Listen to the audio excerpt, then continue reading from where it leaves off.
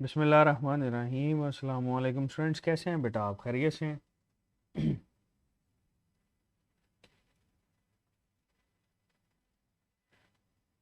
जी बेटे, आवाज़ आ रही है आपको?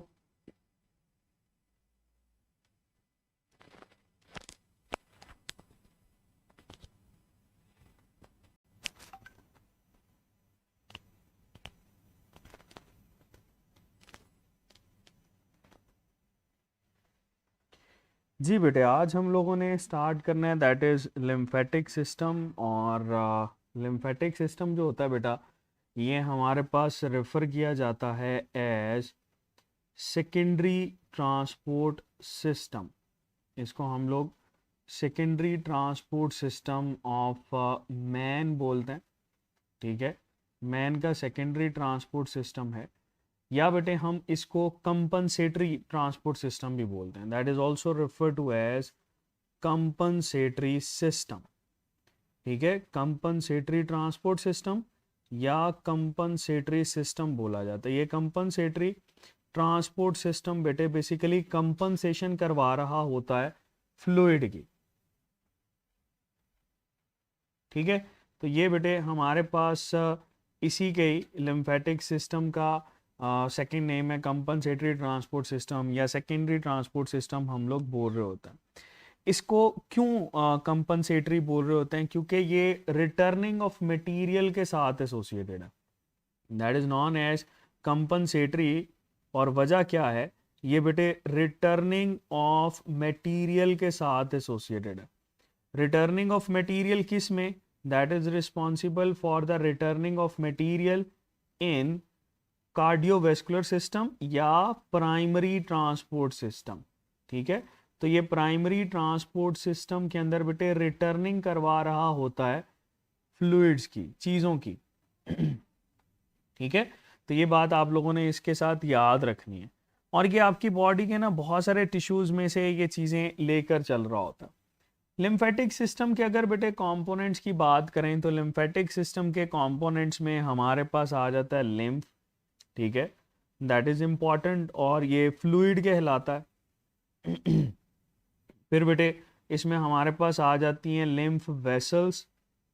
ठीक है, लिम्फ वेसल्स को हम लोग डील कर रहे होते हैं। लिम्फ वेसल्स के साथ साथ लिम्फॉइड मैसेज, लिम्फ नोड्स, ये सारे के सारे आ जाते हैं। तो यहाँ पर लिम्फ नोड्स या इसके साथ लिम्फ मैसेज को डील किया जाता है।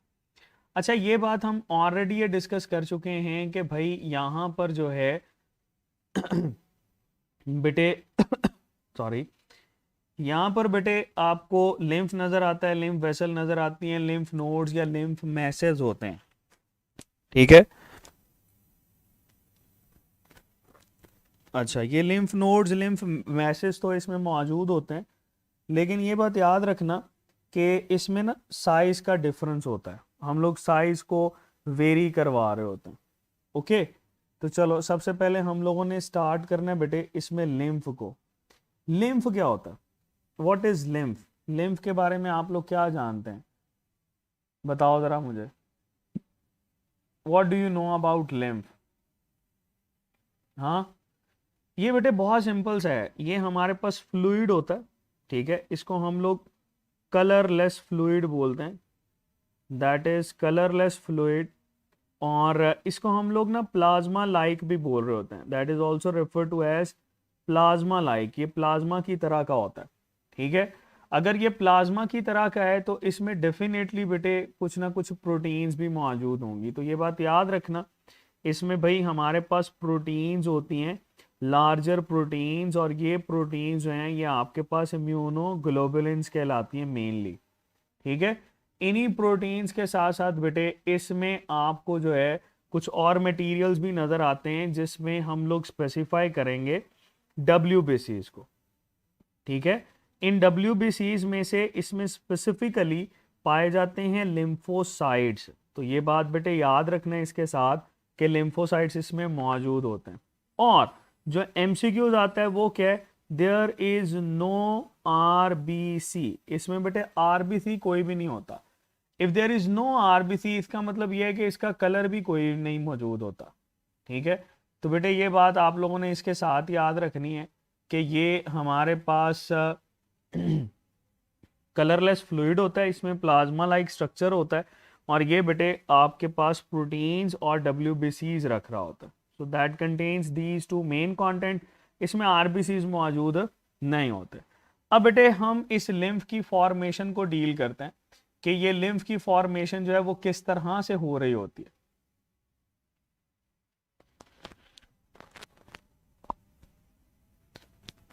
अच्छा बेटे अब आवाज बताएं जरा कैसी है।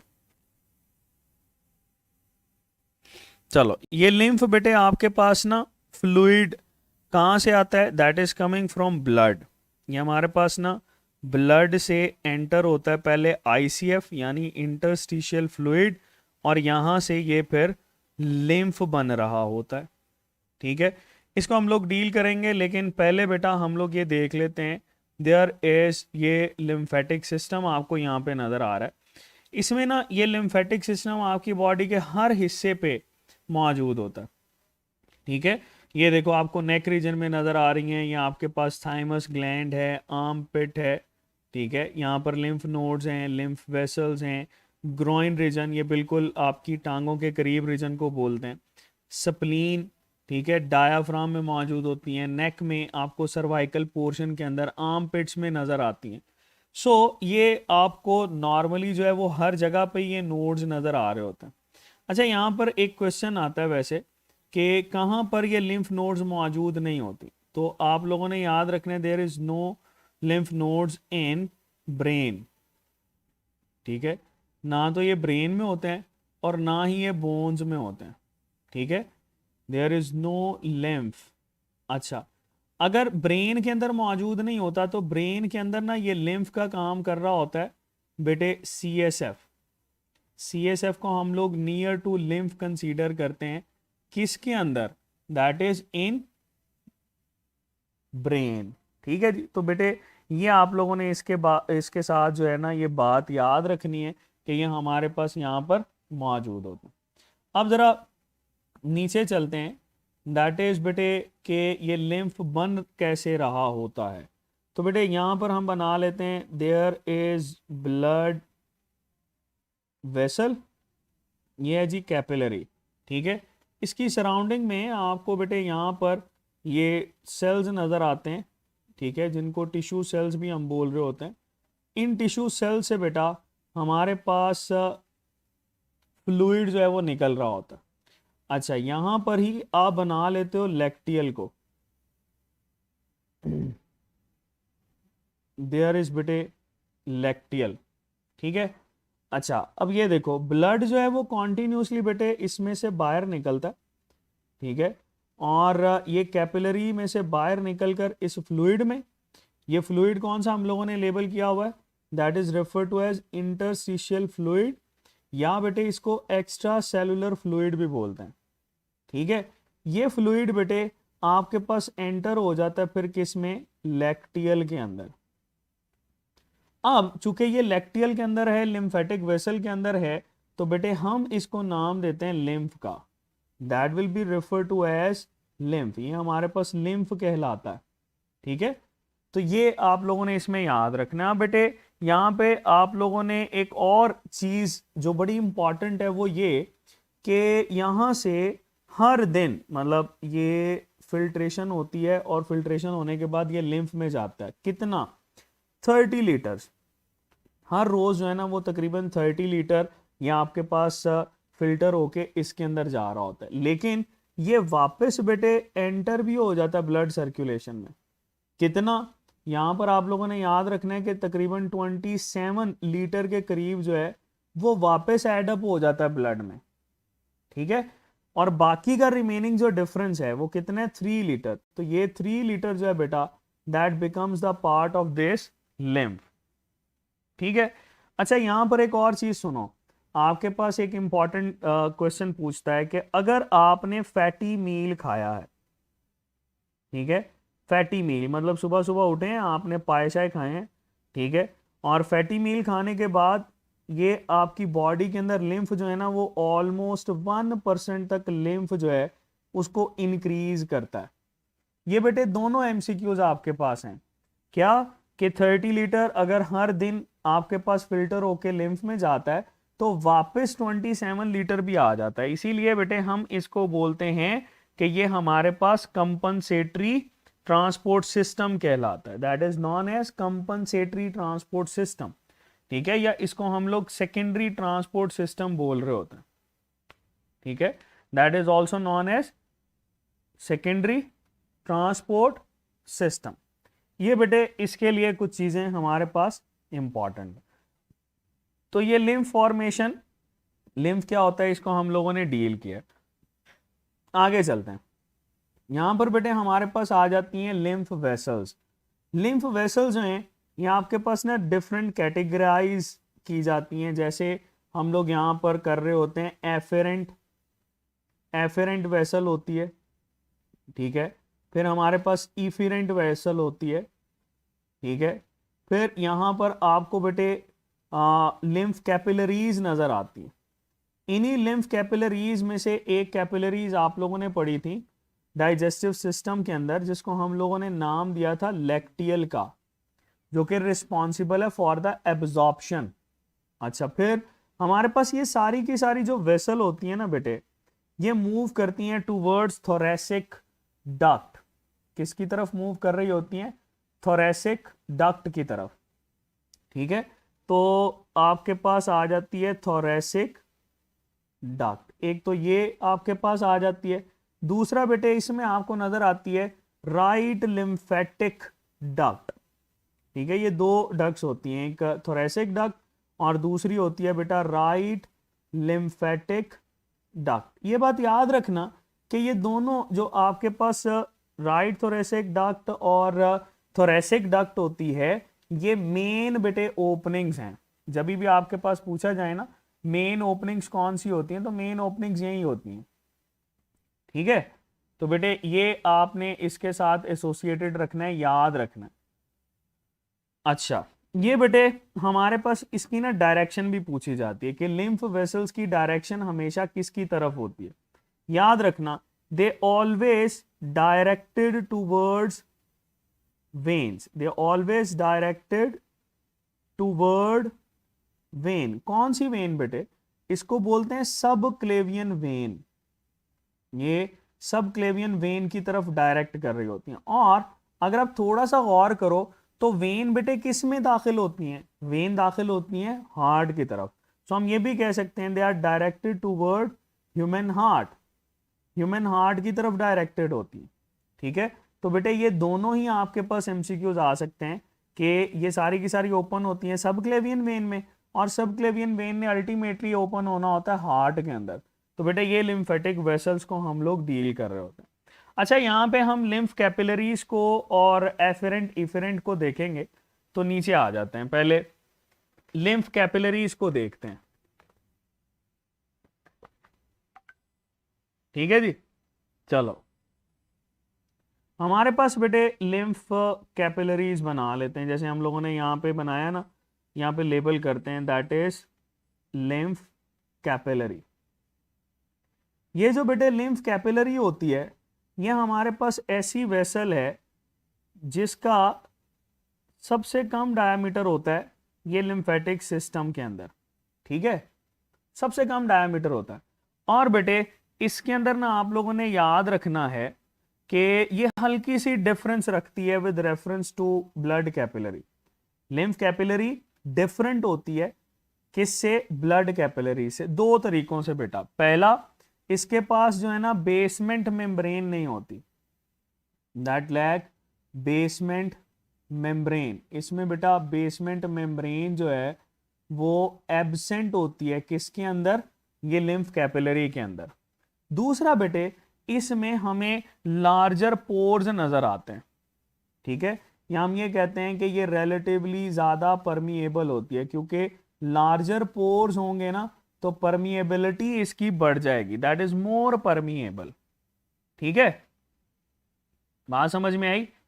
अच्छा, इसमें ना बड़ी इंपॉर्टेंट चीज कि ये जो लिम्फ कैपिलरी होती है ये हमेशा आपके पास ब्लाइंड होती है। सपोज हम यहाँ पे इसको डील करते हैं तो इसका ये वाला एंड जो है ना वो ब्लाइंड है, so they are blind ended, they are blind ended, ठीक है। और इसमें बेटे अगर आप एंडोथेलियल सेल्स को बनाते हो, सपोज ये एंडोथेलियल सेल, ये एंडोथेलियल सेल, ये एंडोथेलियल सेल और ये एंडोथेलियल सेल, यानी बड़े साइज का मॉलिक्यूल जो है वो इसमें से क्रॉस कर सकता है, क्रॉस करके बाहर और क्रॉस करके बेटे इसके अंदर आ सकते हैं, ठीक है। लार्जर साइज के जो मॉलिक्यूल होते हैं बेटा वो इसमें से गुजर जाते हैं, लार्जर साइज मॉलिक्यूल्स बड़ी इजीली गुजर जाते हैं। वजह यह है कि दैट इज मोर परमिएबल, ये ज्यादा बेटे हमारे पास परमिएबल होती है, जितना ज्यादा ये परमिएबल होगी उतना ही ज्यादा बेटे बड़े मॉलिक्यूल को क्रॉस कर सकती है, इसीलिए हम इसको वन वे वेल्व भी बोलते हैं, that is one way valve, मतलब एक साइड से बंद है, दूसरी साइड से बेटे ये खुली हुई है, ठीक है। तो इसको हम लोग लेबल कर रहे होते हैं one way valve, that is refer to as one way valve, okay. चलो आगे चलते हैं बेटा, हमारे पास आ जाता है दैट इज एफेरेंट और इफेरेंट वेसल। क्या है एफेरेंट और इफेरेंट हम लोग डील करेंगे, लेकिन इसके साथ आपको ना लिम्फ नोड्स को डील करना पड़ेगा।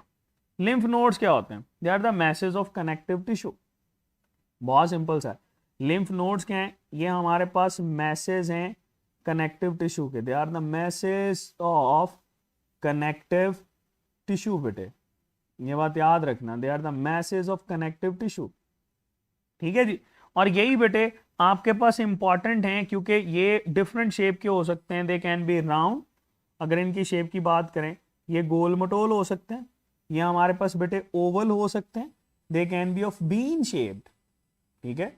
सो डिफरेंट शेप के आपके पास ये नोड्स हो सकते हैं, ठीक है। अगर ये डिफरेंट शेप के हैं तो डेफिनेटली बेटे यहां पर हम लोग इसको डील करेंगे कि ये आपके पास किस तरह से किस किस जगह पे पाए जाते हैं।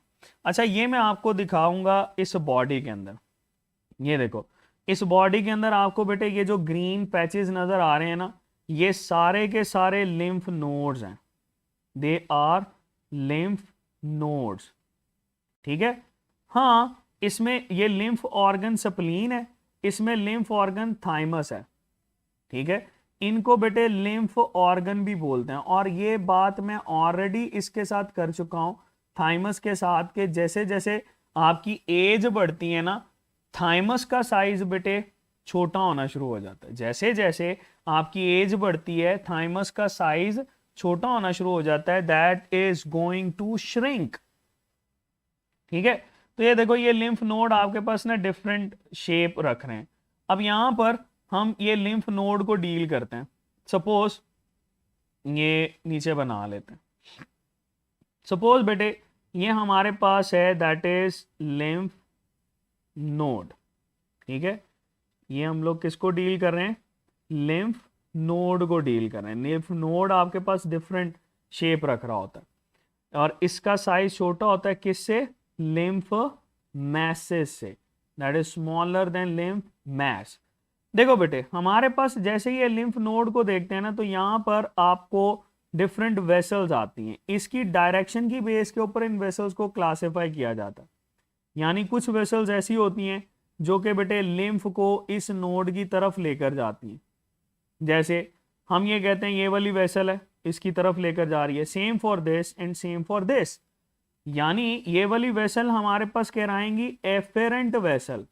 याद रखना बेटे एफेरेंट लिम्फ वेसल्स वो वाली होती हैं जो कि डायरेक्ट होती हैं बेटे टूवर्ड लिम्फ नोड, ये बेटे लिम्फ नोड की तरफ लेकर जाती हैं, यानी efferent vessel more than one हो सकती हैं, they can be more than one. और अगर बेटे हम इसकी बात करें एग्जिट की, तो एग्जिट हमेशा हमारे पास एक से ही होता है, तो इसको बोलते हैं बेटे हम लोग इफेरेंट वेसल। और ये बात याद रखना इफेरेंट वेसल हमेशा एक होगी, ओनली वन, ठीक है। इसी की बेस के ऊपर बेटे हम लोग डायरेक्ट करते हैं कि एफेरेंट वेसल क्या होती है, इफेरेंट वेसल क्या होती है, और इसी के साथ आप लोगों ने लिम्फ नोड को भी डील कर लिया, ठीक है। चलो वापस ऊपर चलते हैं इस फिगर की तरफ। ये देखो ये सारे के सारे बेटे डायरेक्ट करते हैं आपके ये थोरेसिक रीजन की तरफ। ये ग्रीन कलर से आपको ये नजर आएगा, दैट इज थोरेसिक रीजन। ठीक है, ये बना रहा हूं। यहां से फिर बेटे ये आगे की तरफ मूव कर रहा होता है।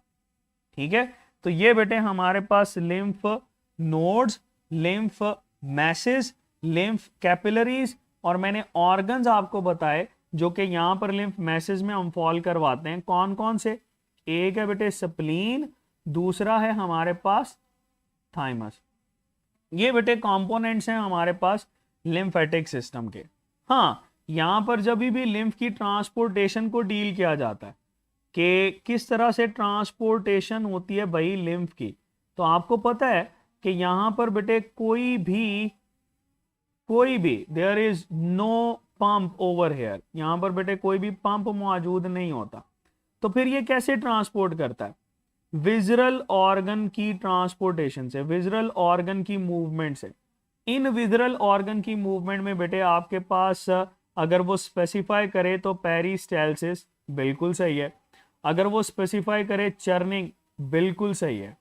अगर वो स्पेसिफाई करे कॉन्ट्रैक्शन रिलैक्सेशन, तो बेटे ये भी बात वही है कि कॉन्ट्रैक्शन रिलैक्सेशन होगी तो आपके पास ये मूव करेगा ना। ठीक है, ये बात याद रखना है इसके साथ। फिर बेटे इसमें आप लोग ऐड कर सकते हो कि आपके जो काफ मसल्स होते हैं, काफ मसल्स, इन काफ मसल्स की मूवमेंट से भी ये ट्रांसपोर्टेशन करवा रहा होता है। और इन्हीं काफ मसल्स को बेटे हम लोग पेरिफेरल हार्ट भी बोल रहे होते हैं, that is also known as peripheral heart. और पेरिफेरल हार्ट बोलने की वजह क्या है बेटा? ये हमारे पास रिस्पॉन्सिबल होता है for the movement of lymph. ठीक है जी, तो बेटे ये आप लोगों ने चीजों को डिस्कस किया। इसमें लास्ट पे ऐड कर सकते हो आप रेस्पायरेशन को भी। देयर इज रेस्पायरेशन या ब्रीदिंग की मूवमेंट। ठीक है, इंस्पिरेशन, एक्सपिरेशन।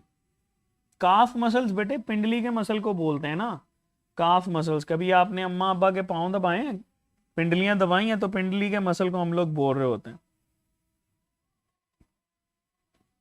चलो अब यहीं पे आपके पास ना सम टाइम क्वेश्चन बना देता है that all are the functions of lymphatic system, and पे पूछ लेता है एक्सेप्ट। ठीक है, तो जब भी आपके पास इस तरह का है तो आपको ये पता होना चाहिए कि फंक्शन कौन कौन सा परफॉर्म करता है। तो बेटे फंक्शंस को हम लोग डील करते हैं। फंक्शन में सबसे पहले ये हमारे पास ना रिटर्निंग ऑफ फ्लूइड करवाता है। ठीक है, that is responsible for returning of extra fluid. ठीक है, या हम इसको इंटरस्टिशियल फ्लूइड भी लेबल कर रहे होते हैं। फिर बेटे समहाउ ये आपके एब्जॉर्प्शन के लिए रिस्पॉन्सिबल होता है। ठीक है, जो कि आप लोगों ने पढ़ा था एब्जॉर्प्शन ऑफ फैट्स। और इसके साथ बेटे आप लोग ऐड करते हो लैक्टियल्स को। ठीक है जी, लैक्टियल्स बेटे इसमें मौजूद होते हैं। फिर बेटे ये हमारे पास चूंकि इसमें लिम्फोसाइट्स होते हैं, हम लोगों ने पढ़ा ना इसमें क्या होते हैं, लिम्फोसाइट्स। तो लिम्फोसाइट्स बेटे रिस्पॉन्सिबल होते हैं किसके लिए? इम्यून सिस्टम के लिए। तो बेटे ये इम्यून सिस्टम में भी हेल्प कर रहा होता है आपकी बॉडी की। बेटे ये इम्यूनिटी के अंदर बड़ा इंपॉर्टेंट रोल प्ले करता है। जैसे ही कोई भी बैक्टीरिया या कोई भी बेटे आपके पास कोई पैथोजेनिक एजेंट बॉडी के अंदर जाता है तो उसको ये किल करता है। अच्छा, इसी के साथ ना एक इंटरेस्टिंग चीज सुन लो, दैट इज एक्यूपंक्चर। एक्यूपंक्चर आप लोगों ने सुना होगा, एक्यूपंक्चर। एक्यूपंक्चर जो है बेटा ये हमारे पास एंशियंट मेथड है चाइनीज का, जिससे नीडल्स जो हैं वो ट्रीटमेंट किया जाता है। अब नीडल ट्रीटमेंट क्या होता है? ये देखो, ये क्या करते हैं, जहां जहां आपके लिम्फ नोड्स होते हैं वहां वहां बेटे ये नीडल लगाना शुरू कर देते हैं। ठीक है, नीडल लगाना शुरू कर देते हैं। जैसे ही नीडल लगाएगा बेटे तो इससे क्या होगा, प्रेशर के थ्रू लिम्फोसाइट्स की सिक्रीशन बढ़ जाएगी। तो जैसे ही बेटे इसकी सिक्रीशन बढ़ेगी तो आपके पास बेटे ये क्या करेगा, ये ऑटोमेटिकली इम्यूनिटी को बढ़ा देगा। फिर एक और चीज जो कि सम टाइम ऑप्शंस में यूज कर सकता है वो है बेटे पेयर्स पैचेस। ठीक है, इनको पेयर्स पैचेस बोला जाता है। ये पेयर्स पैचेस क्या होते हैं? They are actually the round और ओवल मैसेज होते हैं, लिम्फॉइड मैसेज। और ये कहां पर होते हैं बेटा? ये इंटेस्टाइन वॉल में होते हैं, इंटेस्टाइनल वॉल के अंदर बेटे ये मौजूद होते हैं। So that was something interesting जो कि आप लोग इसके साथ ऐड कर सकते हो। अच्छा उसवा बेटे आप पूछ रही है लिम्फ नोड्स और लिम्फ मैसेज के अंदर क्या डिफरेंस है? सिंपल बेटे आप लोगों ने याद रखना है कि लिम्फ मैसेज जो होते हैं they are larger in size, जबकि जो लिम्फ नोड्स होते हैं उनका साइज छोटा होता है। जैसे शुरू में मैंने बताया ग्रोइन रीजन के अंदर ये पाए जाते हैं। ये बेटे हमारे पास मौजूद होते हैं नेक रीजन में, आर्म पिट्स के अंदर मौजूद होते हैं। तो अगर ये लार्जर साइज के हैं तो इनको हम लोग बोलेंगे लिम्फ मैसेज। ठीक है, जैसे सप्लीन एक बड़ी अच्छी एग्जांपल होती है लिम्फ मैस की, थाइमस एक बड़ी अच्छी मिसाल है लिम्फ मैस की। इन्हीं को ही लिम्फ ऑर्गन्स भी रेफर कर रहे होते हैं, they are also labelled as lymph organs. ठीक है, फिर हम लोगों ने एक चीज पढ़ी थी कि ब्रेन और बोन में आपको जो है ये लिम्फ जो है वो नजर नहीं आ रहा होता, यहां पर बेटे ये एब्सेंट होती है। इसी के साथ साथ एक और चीज भी हम लोग ऐड कर सकते हैं, कॉर्निया ऑफ आई। कॉर्निया में भी बेटे ये एब्सेंट होता है। सो दैट इज समथिंग जो कि हम लोगों ने इसके साथ डील किया। क्विकली रिव्यू करते हैं, लिम्फेटिक सिस्टम को देखा हमने, that is secondary transport system of a man, compensatory भी बोलते हैं। क्यों? क्योंकि ये बेटे रिटर्निंग ऑफ फ्लूइड या मटेरियल के लिए रिस्पॉन्सिबल है। किसमें? प्राइमरी ट्रांसपोर्ट में। इसमें लिम्फ है, लिम्फ वेसल्स हैं, लिम्फ नोड्स और लिम्फ मैसेज हो सकते हैं। There is no pumping organ. ये बेटे ट्रांसपोर्टेशन कैसे करवाता है? इसकी ट्रांसपोर्टेशन होती है विजरल ऑर्गन्स के थ्रू, काफ मसल्स के थ्रू, रेस्पायरेशन के थ्रू। इसमें बेटे peristaltic movement, churning movement, contraction, relaxation ये ऐड करता है। फंक्शंस क्या हैं? ये बेटे आपकी इम्यूनिटी के अंदर रोल प्ले करता है, एब्जॉर्प्शन ऑफ फूड कंटेंट के लिए बेटे रोल प्ले कर रहा होता है, और ये बेटे रिटर्निंग ऑफ एक्स्ट्रा फ्लूइड के लिए रिस्पॉन्सिबल है। ठीक है जी, ये बेटे हमारे पास था, that is known as lymphatic system. Okay, चलो लिम्फेटिक सिस्टम बेटे हमारा यहां पे कंप्लीट होता है। इससे आगे हम लोग फिर बात करेंगे इम्यूनिटी की। That is important. इम्यूनिटी जो है ये बेटे हमारे पास इंपॉर्टेंट है। अगर आप इम्यूनिटी को कर लेते हो ना तो काफ़ी सारे जो आपके एमसीक्यूज हैं वो भी कवर हो जाते हैं। ओके, चलो जी,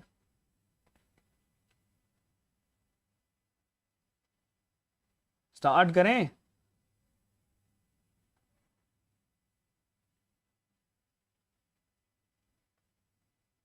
चलो जी बेटे, सॉरी। नेक्स्ट बेटे हम लोग स्टार्ट करते हैं इसमें इम्यूनिटी को।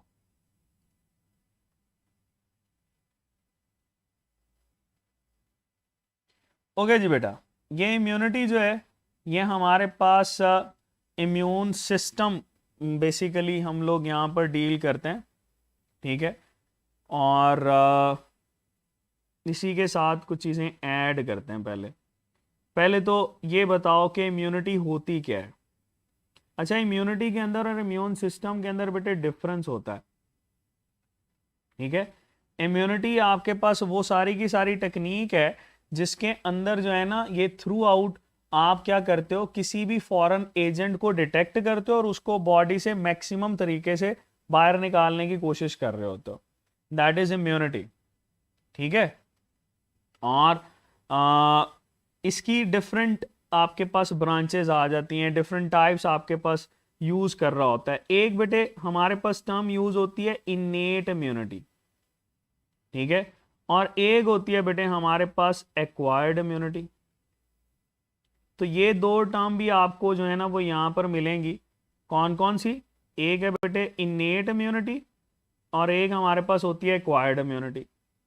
फिर बड़ी मशहूर आप लोगों ने सुनी होगी कि भाई हमारे पास एक होती है एक्टिव इम्यूनिटी, ठीक है, एक हमारे पास होती है एक्टिव इम्यूनिटी और एक होती है पैसिव इम्यूनिटी, ठीक है। तो एक्टिव और पैसिव जो है बेटा ये भी आपके पास आ जाती है। अच्छा, फिर आप लोग यहां पर पढ़ते हो कि हमारे पास होती है एक है बेटे that is known as non specific immunity, ठीक है, मतलब उसमें स्पेसिफिसिटी कोई नहीं है, नॉन स्पेसिफिक बोलते हैं। और एक बेटे हमारे पास आ जाती है स्पेसिफिक टाइप ऑफ इम्यूनिटी, ठीक है। तो नॉन स्पेसिफिक है, स्पेसिफिक है। फिर आपके पास आ जाती है बेटे that is refer to as humoral immunity, जो कि बी लिम्फोसाइट के साथ आप लोग डील कर रहे होते हो। और दूसरी बेटे हमारे पास होती है सेल मीडिएटेड। चलो बेटे, ये आपके पास इम्यूनिटी की कुछ टाइप्स हम लोगों ने डिस्कस की। अच्छा, अगर हम लोग ये कहें कि इम्यूनिटी की स्टडी किस में करते हो, तो बेटे there is a branch of biology जो कि बेटे इम्यूनोलॉजी कहलाती है या इम्यूनोलॉजी बोलते हैं। ये इम्यूनोलॉजी बेटे स्टडी करती है किसकी, इम्यूनिटी की। सो बहुत सिंपल सा है, स्टडी ऑफ इम्यूनिटी या स्टडी ऑफ इम्यून सिस्टम, ये बेटे हमारे पास कहलाती है इम्यूनोलॉजी, ठीक है जी। चलो, ये बेटे इम्यूनोलॉजी को हम लोग इसके अंदर डील कर रहे होते हैं। अब इम्यूनिटी की बेटे कुछ हमारे पास ना लाइंस ऑफ डिफेंस हैं, मतलब there are lines of defence, और ये लाइंस ऑफ डिफेंस बेटे बहुत ज़रूरी होती हैं, ठीक है। और इन्हीं लाइंस ऑफ डिफेंस की बेस के ऊपर बेटे आप इसको मजीद डील कर रहे होते हो। चलो देख लेते हैं। हमारे पास बेटे इस लाइन ऑफ डिफेंस के अंदर सबसे पहले आ जाती है फर्स्ट लाइन ऑफ डिफेंस, ठीक है। यहां पर मैं मेंशन कर देता हूं that is known as first line of defence. चलो जी, अच्छा, डिफेंस के स्पेलिंग मेरे ख्याल से सी के साथ भी होते हैं और एस के साथ भी होते हैं, तो इस वजह से हम इसको दोनों के साथ ही डील कर रहे होते हैं। That is first line of defence.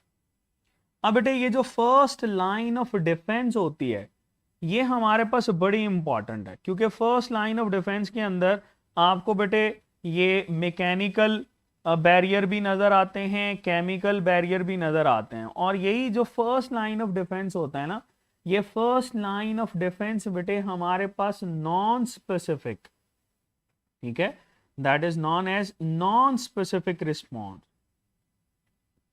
इसको बेटे नॉन स्पेसिफिक बोलते हैं। या ये हमारे पास बेटे इनेट इम्यूनिटी की कैटेगरी के अंदर भी आती है, नॉन स्पेसिफिक, या बेटे हम इसको इनेट इम्यूनिटी की कैटेगरी के अंदर रख रहे होते हैं। इसमें बेटे हमारे पास डिफरेंट बैरियर्स हैं, उन बैरियर्स को हम लोग डील करेंगे। जैसे हमारे पास आ जाते हैं मैकेनिकल बैरियर्स और केमिकल बैरियर्स, ठीक है। चलो यहां पर हम पहले लिख लेते हैं जी मैकेनिकल बैरियर। मैकेनिकल बैरियर्स होते हैं and there are some chemical barriers, okay. चलो इन दोनों को बेटे हम लोगों ने डील करना है वन बाय वन। पहले हम मैकेनिकल को डील करेंगे, उसके बाद हम डील करेंगे केमिकल को। सो अपनी सीट बेल्ट बांध लें, ये हमारे पास बेटे ये हम लोगों ने डील करना है, ओके। चलो जी, हमारे पास बेटे ये जो मैकेनिकल बैरियर के अंदर हम लोग डील कर रहे होते हैं ना, इसमें दो बेसिक चीज़ें आ जाती हैं। कौन कौन सी बेटे, इसमें हमारे पास आ जाती है दैट इज म्यूकस मेम्ब्रेन्स, और दूसरा बेटे इसमें आ जाती है skin. So let me right over hair skin. पहले हम लोग बेटे इसमें डील करेंगे किसको, स्किन को। चलो जी, स्किन। अच्छा बेटे, आप लोगों ने पढ़ा है कि ये जो स्किन होती है ना, ये डेड कैरेटिनाइज्ड सेल से मिलकर बनी होती है। स्किन जो है ये हमारे पास डेड कैरेटिनाइज्ड सेल से मिलकर बनी होती है। इसमें बेटा डेड सेल्स होते हैं और ये डेड कैरेटिनाइज्ड सेल होते हैं, ठीक है। अच्छा, आपको पता है ये जो हमारी स्किन होती है that is the largest organ of our body. ये हमारी बॉडी का सबसे बड़ा ऑर्गन भी है और हम लोगों ने पढ़ा था ये इंटेग्योमेंट्री सिस्टम बना रहा होता है, ठीक है। अगर आप एडल्ट बॉडी वेट का देखोगे ना तो एडल्ट बॉडी वेट का बेटे तकरीबन 15% होता है। 15% ऑफ एडल्ट बॉडी वेट उसका बेटे ये तकरीबन हमारे पास 15% होता है। So that can be the MCQs. ये हमारे पास बेटे एमसीक्यूज के तौर पर पूछा जाता है और आपसे ये भी पूछा जाता है कि आपकी बॉडी का सबसे लार्जेस्ट ऑर्गन जो है ये कौन से सिस्टम का हिस्सा है। ये मैकेनिकल बैरियर है, ये फर्स्ट लाइन ऑफ डिफेंस है, ये इम्यून सिस्टम का हिस्सा है, ठीक है। ये आंसर आप लोग इस पे लगा सकते हो। चलो जी बेटे, यहाँ पे ना जरा डील कर लेते हैं स्किन को। स्किन हमारे पास डेड कैरेटिनाइज्ड सेल से मिलकर बनी हुई है ना। तो सपोज हम बेटे यहाँ पर बनाते हैं दैट इज, फर्ज कर लो ये हम लोगों ने बना लिया डेड कैरेटिनाइज्ड स्किन। इसके नीचे हम बना लेते हैं बेटा दैट इज अनदर बैरियर।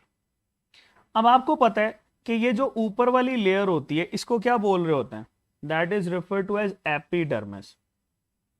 ये बेटे हमारे पास कहलाता है एपिडर्मस, मतलब ऊपर वाली लेयर है। नीचे वाली जो लेयर होती है इसको बोलते हैं डर्मस। डर्मस में ना ब्लड वेसल्स आपको नजर आती, देयर आर ब्लड वेसल्स, ठीक है। और ये जो आपके पास बेटे डर्मस होती है यही मेन साइट होती है जहां पे बेटे आपको डिफरेंट ग्लैंड्स नजर आते हैं। Like we can say that कि यहाँ पर ये कुछ ग्लैंड्स होते हैं जैसे सीबेशियस ग्लैंड, ठीक है। सीबम प्रोड्यूस करते हैं ना, सीबेशियस ग्लैंड्स बेटे इसमें हो सकते हैं। इसी के साथ यहाँ पर हमें बेटे स्वेट ग्लैंड्स भी नजर आते हैं, देयर आर स्वेट ग्लैंड्स। तो ये ग्लैंड्स बेटे आपके पास एसोसिएटेड हैं with reference to this dermis, ठीक है।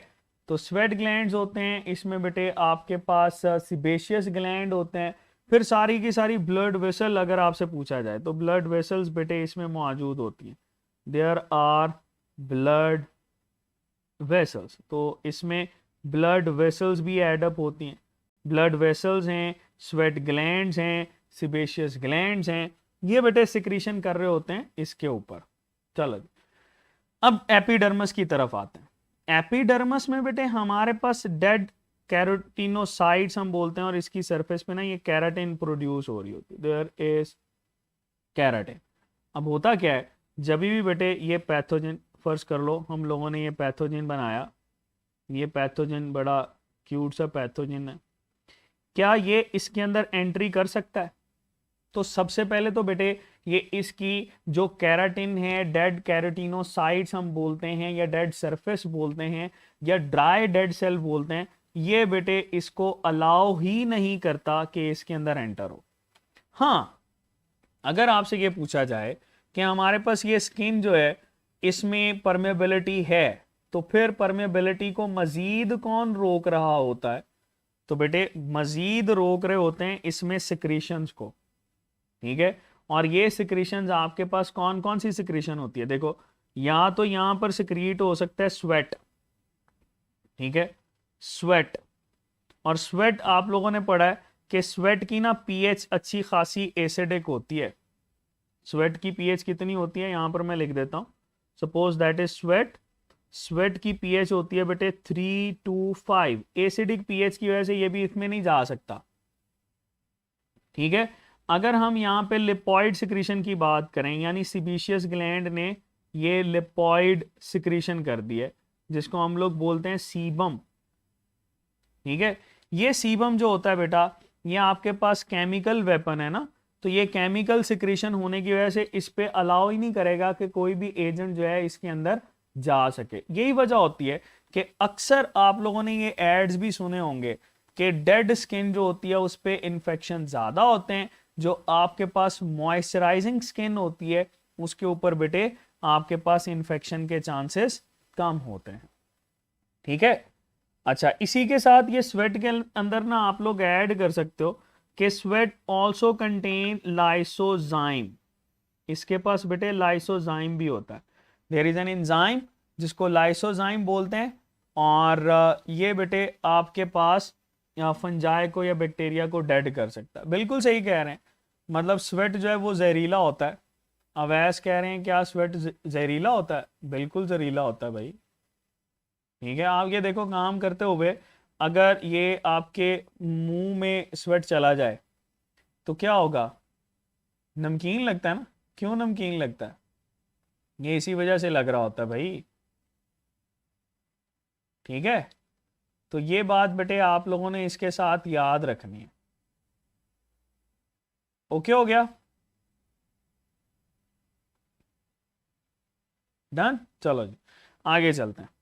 ये बेटे हमारे पास इसमें हम लोग डील करते हैं दैट इज बेटे स्किन। स्किन के साथ ना म्यूकस मेम्ब्रेन को भी डील कर लेते हैं। देयर आर म्यूकस मेम्ब्रेन्स, तो मैकेनिकल को हम लोग कवर कर लेंगे। म्यूकस मेम्ब्रेन्स, ये बेटे म्यूकस मेम्ब्रेन्स आपके दो बड़े सिस्टम्स के अंदर पाई जाती हैं। म्यूकस मेम्ब्रेन्स दो बड़े सिस्टम हैं। कौन कौन से सिस्टम हैं देख लेते हैं। इसमें बेटा आपके पास आ जाता है पहले दैट इज डाइजेस्टिव सिस्टम। ठीक है, पहले हम बेटे इसमें देखेंगे डाइजेस्टिव सिस्टम। चलो डाइजेस्टिव सिस्टम की बात करते हैं।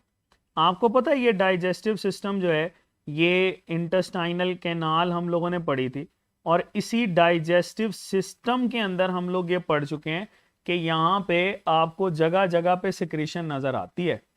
ठीक है, और इस पे म्यूकस मेम्ब्रेन्स मौजूद होती।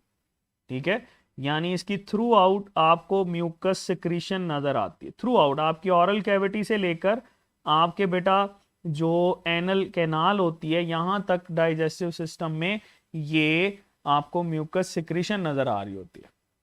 ठीक है, फिर आगे केमिकल में देखेंगे कि इसमें कौन कौन सी चीजें आ जाती हैं।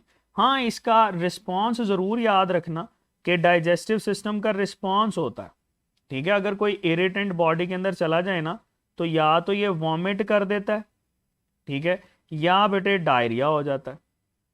इसका मतलब क्या है कि आपके डाइजेस्टिव सिस्टम के कुछ प्रिवेंटिव मैकेनिज्म है जिसमें वॉमिटिंग आ जाती है, जिसमें डायरिया आ जाता है। ओके, चलो अब दूसरा बेटे हमारे पास जो सिस्टम है जिसको हम लोगों ने डील करना है दैट इज बेटे नॉन एज रेस्पिरेटरी सिस्टम। ठीक है, so there is respiratory system. तो आप लोगों ने पढ़ा कि ये जो हमारे पास रेस्पिरेटरी सिस्टम होता है, इस रेस्पिरेटरी सिस्टम में बेटे थ्रू आउट आपको गोबलेट सेल्स नजर आते हैं या म्यूकस सिक्रेटिंग सेल्स नजर आते हैं। ठीक है, तो इसमें आप लोग ऐड करोगे, इसमें हमें क्या नजर आता है?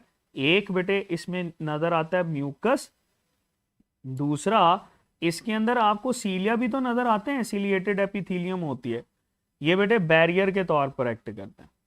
फिर आप लोगों ने ये याद रखना है कि इसके भी बेटे कुछ प्रोटेक्टिव मैकेनिज्म्स हैं, यानी अगर इरिटेंट जो है वो आपके अपर रेस्पिरेटरी ट्रैक में तो स्नीजिंग होगी, अगर वो लोअर रेस्पिरेटरी ट्रैक में चला गया बेटा तो कफिंग स्टार्ट हो जाएगी। ठीक है, ये हमारे पास बेटे मैकेनिकल सॉरी मैकेनिकल बैरियर है जिसमें स्किन और म्यूकस मेम्ब्रेन को हम लोग डील करते हैं। ठीक है, अब बेटे हम लोगों ने डील करना है कि इसमें केमिकल बैरियर कौन कौन से हो सकते हैं। चलो डील करते हैं। हमारे पास बेटे केमिकल बैरियर में सबसे पहले तो स्किन को ही ऐड कर लेते हैं ना। हम लोगों ने पढ़ा इसमें सीबम होता है। ठीक है, सीबम, ये सीबम बेटे सिक्रीशन करवा रहा होता है। आपको पता है सीबम के अंदर कौन कौन सी चीजें मौजूद होती हैं? सीबम आपके पास बेटे लिपोप्रोटीन का बना होता है, या हम इसको लिपिड सिक्रीशन भी बोलते हैं, और लिपिड सिक्रीशन बेटे बहुत कम अलाउ करती है चीजें इसको क्रॉस करें। दूसरा, सीबम के बाद हमारे पास आ जाता है स्वेट, पसीना। अभी ऑलरेडी हम लोगों ने डील किया था कि स्वेट के अंदर आपको कौन कौन सी चीज नजर आती है बेटा? इसमें हमें नज़र आता है लैक्टिक एसिड, ठीक है। इसमें बेटे हमें नज़र आते हैं लाइसोजाइम्स, और साथ ही साथ बेटे इसकी पीएच भी तो बहुत कम होती है ना, एसिडिक पीएच होने की वजह से ये आपके पास बेटे प्रोटेक्शन करवा रहा होता। फिर आप लोग देखो ऑरल कैविटी, ऑरल कैविटी के अंदर बेटे हमारे पास मौजूद होता है सलाइवा। उस सलाइवा के अंदर मेनली क्या नज़र आता है, सोडियम बाइकार्बोनेट, सो NaHCO3 होता है वहाँ पर, ये भी एंटीसेप्टिक के तौर पर एक्ट करता है। फिर बेटे सलाइवा से आगे चलो, आपको गैस्ट्रिक जूस नज़र आएगा। ये बेटे जो गैस्ट्रिक जूस होता है, इस गैस्ट्रिक जूस के अंदर आप लोग HCl देखते हो, ठीक है, और HCl बेटे 2 to 3 pH रखता है, और इतनी एक्सट्रीम pH के ऊपर तो बैक्टीरिया वैसे ही किल हो जाता है बेटा, ठीक है, बैक्टीरिया जो होता है वो वैसे ही किल हो जाता है, ये बात याद रखना, ठीक है। फिर गैस्ट्रिक जूस के अलावा आपको इंटेस्टाइनल जूसेस नज़र आते हैं, देयर आर इंटेस्टाइनल जूसेस, और बेटे वहाँ पर भी क्या सिक्रीट हो रहा होता है, वहाँ पर भी सोडियम बाइकार्बोनेट सिक्रीट होता है, वो भी बेटे प्रोटेक्शन करवा रहा होता है। फिर आप आंखों की तरफ चलो तो बेटे इन आंखों में आपको टीयर नज़र आता है, टीयर सिक्रीशन। ये टीयर सिक्रीशन जो है ये भी बेटे आपके पास लाइसोजाइम रख रही होती है और बॉडी में प्रोटेक्शन करवाती है। ओके, तो ये बात बेटे आप लोगों ने याद रखनी है कि हमारे पास केमिकल सिक्रीशन जो होती है, that is found all the chemicals जो कि बेटे बॉडी को प्रिवेंट करवाते हैं किसी भी पैथोजेनिक एजेंट से। So first line of defence almost बेटे ये आपके पास रिस्पॉन्ड करती है कि कोई भी एजेंट जो है वो बॉडी के अंदर दाखिल ना हो, ठीक है, कोई भी एजेंट बॉडी के अंदर दाखिल ना हो। तो ये बेटे हमारे पास मैकेनिकल बैरियर और केमिकल बैरियर को हम लोग देख रहे होते हैं। इसमें म्यूकस मेम्ब्रेन्स आ जाती हैं, इसमें बेटा स्किन आ जाती है और केमिकल्स आ जाते हैं। That was the first line of defence. First line of defence बेटे यहीं तक है। इसके बाद हमारे पास आ जाती है सेकेंड लाइन ऑफ डिफेंस। चलो ये बेटे सेकेंड लाइन ऑफ डिफेंस को देखते हैं। ये हमारे पास बेटे जो सेकेंड लाइन ऑफ डिफेंस होती है, इस सेकेंड लाइन ऑफ डिफेंस में जब भी आप लोग डील करोगे तो बेटे ये second line of defence important क्यों है, क्योंकि सेकेंड लाइन ऑफ डिफेंस के अंदर हमारे पास ना डिफरेंट रिस्पॉन्सेज होते हैं, ठीक है, डिफरेंट रिस्पॉन्सेज। जैसे आप लोग यहां पर कह सकते हो कि सेकेंड लाइन ऑफ डिफेंस के अंदर हमारे पास बेटे फैगोसिटिक एक्टिविटी होती है, ठीक है। हम यहाँ पर ऐड कर सकते हैं कि यहाँ पे कौन सी एक्टिविटी होती है, फैगोसिटिक एक्टिविटी। तो फैगोसिटिक एक्टिविटी फैगोसाइट्स करते हैं ना, तो फैगोसिटिक एक्टिविटी एसोसिएटेड है। फिर इसके साथ आप लोग कह सकते हो इन्फ्लेमेटरी रिस्पॉन्स आ सकता है, ठीक है, इन्फ्लेमेशन या इन्फ्लेमेटरी रिस्पॉन्स। तो हम यहाँ पे इन्फ्लेमेशन लिख देते हैं, इन्फ्लेमेशन करवाना ही बेटे इसी के अंदर आता है। फिर हमारे पास टेम्परेचर अगर ज़्यादा हो, ठीक है, टेम्परेचर ज़्यादा होना ये बेटे आपके पास फीवर भी तो कहलाता है, इसकी जगह पे पायरेक्सिया भी हम लोग कह सकते हैं। तो फीवर भी बेटे आपके पास इसमें आ जाता है। मुझे ये बताओ कि second line of defence specific होता है कि नॉन स्पेसिफिक होता है? सेकेंड लाइन ऑफ डिफेंस बेटे ये भी हमारे पास नॉन स्पेसिफिक है, that is not specific in nature, ठीक है। तो हम बेटे वन बाय वन इसको डील करते हैं, ऐड करते जाते हैं और फिर देखते हैं कि इसमें होता क्या है। सबसे पहले तो आप बेटे यहां पर डील करो फैगोसिटिक सेल्स को। ओके, हम यहां पर डील करते हैं फैगोसिटिक सेल्स। चलो फैगोसिटिक सेल्स को ऐड करते हैं। अब मुझे ये बताओ कि ब्लड के अंदर फैगोसिटिक सेल्स कहाँ कहाँ पर होते हैं, बताओ भाई। फैगोसिटिक सेल्स होते कौन कौन से हैं, पहले तो ये भी बता दो। हमारे पास फैगोसिटिक सेल्स होते कहाँ कहाँ पर, ठीक है, कितनी तरह के होते हैं बताओ भाई, फेगोसिटिक सेल्स कौन कौन से हैं? WBCs कही जा रहे हो बेटे? दो होते हैं ना, एक हम लोगों ने पढ़ा था देयर आर मैक्रोफेजेस, एक हमारे पास होते हैं मैक्रोफेजेस, जो कि बेटा मोनोसाइट जो है जब भी आपके पास एंटर होती है टिश्यू के अंदर तो ये मैक्रोफेजेस बन जाते हैं। दूसरा बेटे इसमें हमारे पास आ जाते हैं न्यूट्रोफिल्स, देयर आर न्यूट्रोफिल्स। तो मैक्रोफेजेस आ गए और न्यूट्रोफिल्स आ गए। आप लोगों ने ब्लड पढ़ा था ना, तो उस ब्लड के अंदर WBCs भी पढ़े थे और उसमें आप लोगों ने इनकी परसेंटेज भी पढ़ी थी। तो बताओ जरा मैक्रोफेजेस की परसेंटेज हमारे पास कितनी होती है?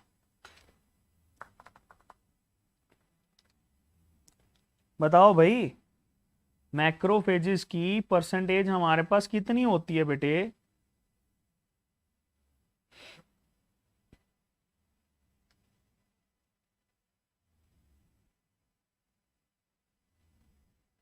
हाँ, मैक्रोफेजेस बेटे मोनोसाइट है ना, तो 3% आप बताओगे इसके साथ, 3%। ठीक है, न्यूट्रोफिल्स ज्यादा होते हैं, ये 62% के करीब होते हैं। ठीक है, अच्छा चलो, अगर आपके पास बेटे इसका मतलब पूछा जाए तो मैक्रोफेजेस का मतलब ये होता है कि ये बड़े बड़े मॉलिक्यूल, लार्जर मॉलिक्यूल्स यानी बड़े मॉलिक्यूल को खा जाते हैं, बिग ईटर्स। ठीक है, और ये जो न्यूट्रोफिल्स होते हैं इनको हम लोग माइक्रोफेजेस भी बोलते हैं।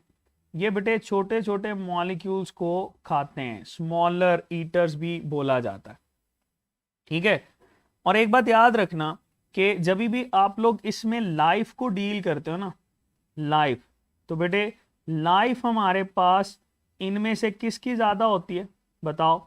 मैक्रोफेजेस की लाइफ बहुत ज्यादा होती है। कुछ तो ऐसे हैं बेटा थ्रू आउट आपकी जितनी लाइफ है तब तक जिंदा रहेंगे, और ये बेटे जो मोनोसाइट्स सॉरी न्यूट्रोफिल्स होते हैं ये बहुत थोड़ी देर के लिए जिंदा रहते हैं। ठीक है, फिर आप लोगों ने ये याद रखना है कि हमारे पास ये जो भाई मैक्रोफेजेस हैं ये इर्रेगुलर शेप के होते हैं, इर्रेगुलर शेप, या हम लोग इसको अमीबॉइड शेप भी बोलते हैं। ये बेटे हमारे पास इरेगुलर शेप या अमीबॉइड शेप बोलते हैं, और ये बेटे फैगोसाइटोसिस करवाते हैं, जगह जगह पे मौजूद होते हैं, और इनकी नाम्स भी आप लोगों ने पढ़े हुए हैं, नाम्स कह रहा हूँ नेम, जैसे डस्ट सेल। ठीक है, डस्ट सेल हम लोगों ने किस में पढ़ा था?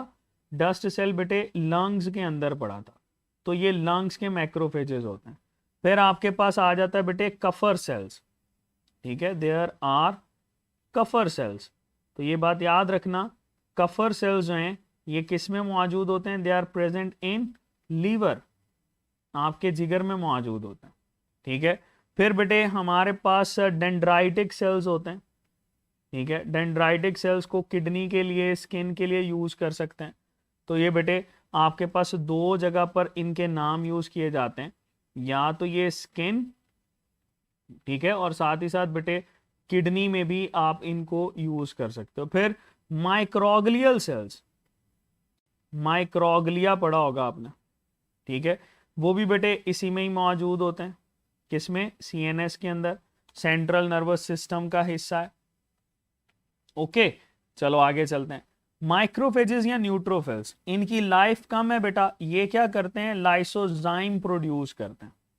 ठीक है, दे प्रोड्यूस लाइसोजाइम। तो जब भी आपके पास बेटे इसका रिस्पॉन्स पूछा जाएगा ना, तो आपने बताना है कि ये लाइसोजाइम प्रोड्यूस करते हैं, एंजाइम जो कि ब्रेक डाउन कर रहा होता है। लाइसोजाइम रिलीज करने के बाद ये आपके पास उसको ब्रेक कर देते हैं। फिर ये आपको सबसे ज्यादा कहां पर नजर आते हैं? पस के अंदर। So we can say that कि पस फॉर्मेशन करवाना वो किसका काम है बेटा? That is the function of neutrophils. ठीक है, तो ये बेटे हमारे पास इसमें हम यूज कर रहे होते हैं कि न्यूट्रोफिल्स हैं क्या, न्यूट्रोफिल काम क्या कर रहे होते हैं, और कहां कहां मौजूद होते हैं। ठीक है, ये बात समझ में आई? चलो, APC के बारे में कुछ जानते हैं आप? APC के बारे में कुछ सुना हो? What is APC?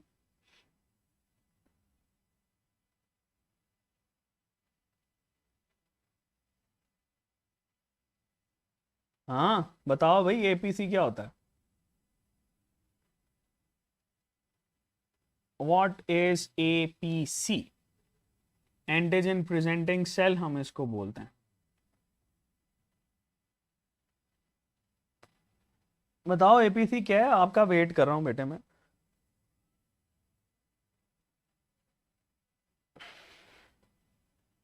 चलो कोई बात नहीं, अगर आपको नहीं पता तो हम इसको डील कर लेते हैं।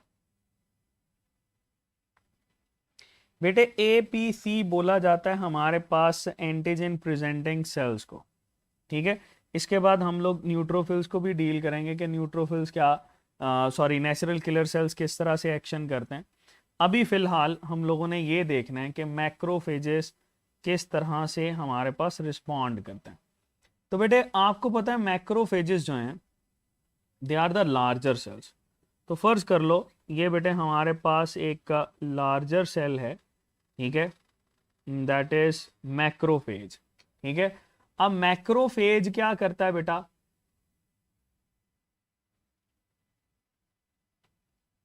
इंशाल्लाह बेटे आज इंशाल्लाह कोशिश करेंगे कि फर्स्ट ईयर का जो सिलेबस है वो हमारे पास ख़त्म हो जाए। ये देखो बेटे मैक्रोफेज क्या करता है, ये मैक्रोफेज है। मैक्रोफेज के साथ ये देखो ऊपर हम लोगों ने ये छोटा सा ये बनाया था बैक्टीरिया, उसी तरह का हम यहाँ पर बनाते हैं। सपोज भाई ये हमारे पास आ गया बैक्टीरिया। इस बैक्टीरिया को ये क्या करते हैं मैक्रोफेजेस बेटे, इनगल्फ करते हैं, यानी मैक्रोफेजेस इसकी तरफ मूव करेंगे and there will be a phase जिसमें क्या होगा, ये बेटे मैक्रोफेजेस इसको इनगल्फ कर चुके होंगे और ये जो आपके पास ये बैक्टीरिया था अंदर, इस बैक्टीरिया की कुछ बेटे प्रोटीन्स जो हैं ये अपनी सरफेस पे मार्क करवाता है, ठीक है। अगर ये मैक्रोफेजेस अपनी सरफेस पे मार्क करवाएगा तो इस वजह से हम लोग बोलते हैं that is antigen presenting cell, ठीक है। A P C antigen presenting cell बोलते हैं, ठीक है। अच्छा आपको पता है कि जब भी ये आपके पास इसको इनगल्फ करता है तो इसके साथ साथ बहुत सारे और मॉलिक्यूल्स भी सिक्रीट कर रहा होता है जिनको हम लोग बोलते हैं साइटोकाइंस।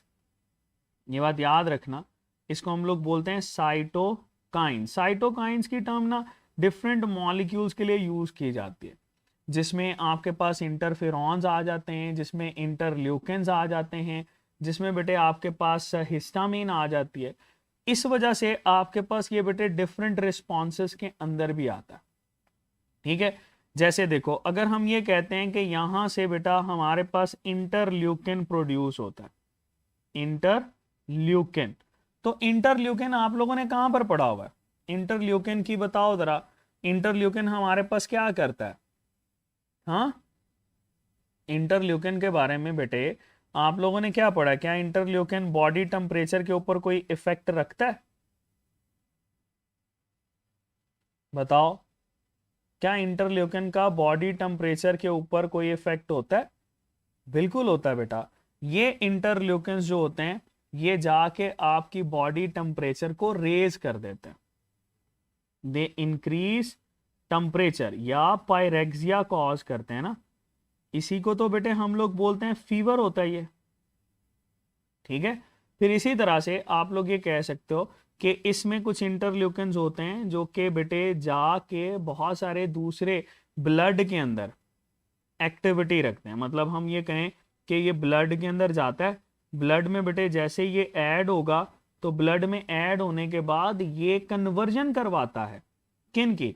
सपोज ये हमारे पास है मोनोसाइट्स, देयर आर मोनोसाइट्स, ये बेटे मोनोसाइट्स की कन्वर्जन करवाता है किसके अंदर? कन्वर्जन करवा रहा होता है लार्जर मैक्रोफेजेस के अंदर। सो इससे आपके पास बड़े बड़े मैक्रोफेजेस बनना शुरू हो जाते हैं, ठीक है, और यही मैक्रोफेजेस पर रिस्पॉन्ड शो करते हैं, ठीक है। तो ये बात याद रखना, मोनोसाइट से मैक्रोफेज के अंदर कन्वर्जन जो होती है वो भी हमारे पास यही करवा रहा होता है। फिर इससे बेटे आपके पास इंटरल्यूकिन्स के साथ साथ there are some other molecules जो कि बेटे टी लिम्फोसाइट और बी लिम्फोसाइट की एक्टिविटी करवाते हैं। जब भी टी लिम्फोसाइट और बी लिम्फोसाइट की एक्टिविटी होगी बेटा, तो इससे क्या होगा, इससे अल्टीमेटली आपके पास बेटे स्पेसिफिक रिस्पॉन्स आएगा। तो जब भी टी और बी लिम्फोसाइट को डील करते हो तो ये बात याद रखना, ये हमारे पास स्पेसिफिक रिस्पॉन्ड आता है। तो स्पेसिफिक रिस्पॉन्ड करना बेटे, ये हमारे पास इनका काम होता है। ठीक है जी, तो ये बात बेटे आप लोगों ने इसके साथ याद रखनी है। ओके हो गया। सो मैक्रोफेजेस जो हैं हमारे पास मैक्सिमम बेटे यही काम कर रहे होते हैं। चलो आगे चलते हैं। ये तो था बेटे हमारे पास मैक्रोफेजेस का एक्शन। न्यूट्रोफिल्स आपको पता है पस फॉर्मेशन करवाते हैं, अमीबॉइड सेल होते हैं बेटा, और ये अमीबॉइड सेल जो हैं ये आपके पास बॉडी के अंदर बेटे जगह जगह पे रिस्पॉन्ड शो करते हैं। इसके बाद ये देखो, फैगोसिटिक सेल के बाद हमारे पास एक और सेल आता है, उसको बोलते हैं natural killer cell. They are known as बेटे नेचुरल किलर सेल्स। इनको हम लोग क्या बोलते हैं, नेचुरल किलर सेल्स बेटे बोला जाता है। इनको ना NK सेल्स भी बोलते हैं, नेचुरल किलर सेल्स, या हम इनको लेबल कर रहे होते हैं NK cells. Natural killer cells क्या हैं, ये बेटे हमारे पास टी लिम्फोसाइट ही होते हैं। That is the type of T lymphocyte, type of T lymphocyte बेटे। टी लिम्फोसाइट की टाइप होती है, और ये टी लिम्फोसाइट की टाइप क्या काम करती है, ठीक है, ये आप लोगों ने देखना है। देखो ये बेटे दो तरह का एक्शन करती है। ये हमारे पास ना किल कर रही होती है इन्फेक्टेड बॉडी सेल्स को। ठीक है, पहला इसका काम क्या होता है, अगर कोई इन्फेक्टेड सेल है तो that will kill those infected cells, that kill infected cells, उसको किल करेगी। दूसरा बेटे ये हमारे पास कैंसर सेल्स जो होते हैं, कैंसर सेल्स, कैंसर सेल्स को किल करना वो भी इसका ही काम होता है।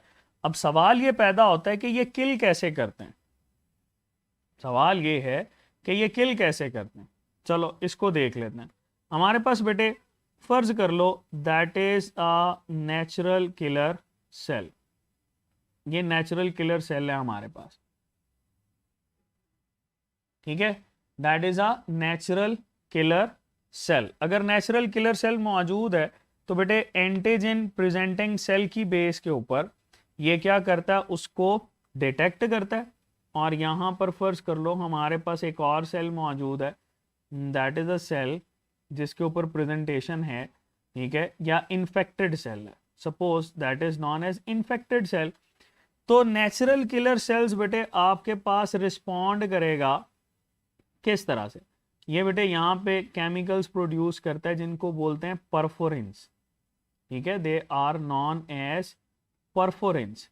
परफोरिन्स क्या काम करते हैं, परफोरिन्स बेटे इसके ऊपर जाके एक्ट करते हैं एंड दे फॉर्म पोर्स। ठीक है, ये छोटे छोटे बेटा इसमें पोर्स बनाना शुरू कर देते हैं। परफोरिन्स का काम क्या होता है बेटा, परफोरिन्स का काम होता है कि ये पोर बनाना शुरू कर देते हैं।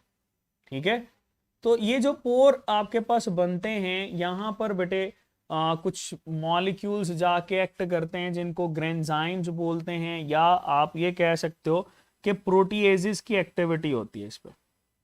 ठीक है, प्रोटीएजेस मॉलिक्यूल जो हैं वो इसके ऊपर जाके एक्ट करते हैं, या पानी भी जाता है जिससे बेटा ये डेड होना शुरू हो जाता है। तो नेचुरल किलर सेल्स का रिस्पॉन्ड बड़ा इजी सा है।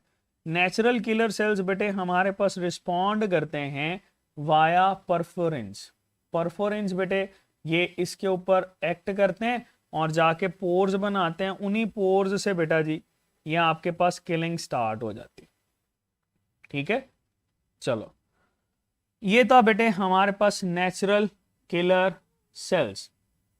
ओके, जिसमें आप लोगों ने टारगेट सेल्स की लाइसिस पढ़ी है। फिर ऑप्सोनाइजेशन भी हो जाती है, जैसे हम लोगों ने मैक्रोफेजेस को देखा।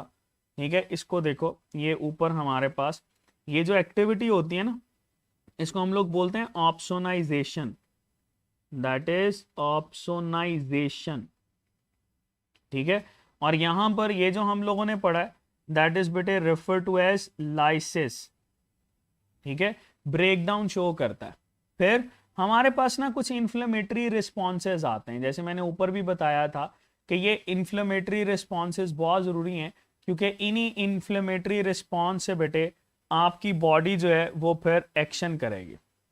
इसको कॉम्प्लीमेंट्री सिस्टम भी बोलते हैं, ठीक है। और ये कॉम्प्लीमेंट्री सिस्टम अगर आपसे पूछा जाए कि भाई ये जो कॉम्प्लीमेंट सिस्टम होता है इसमें कितनी प्रोटीन्स होती हैं, तो बेटे ये आपके पास एमसीक्यूज आता है।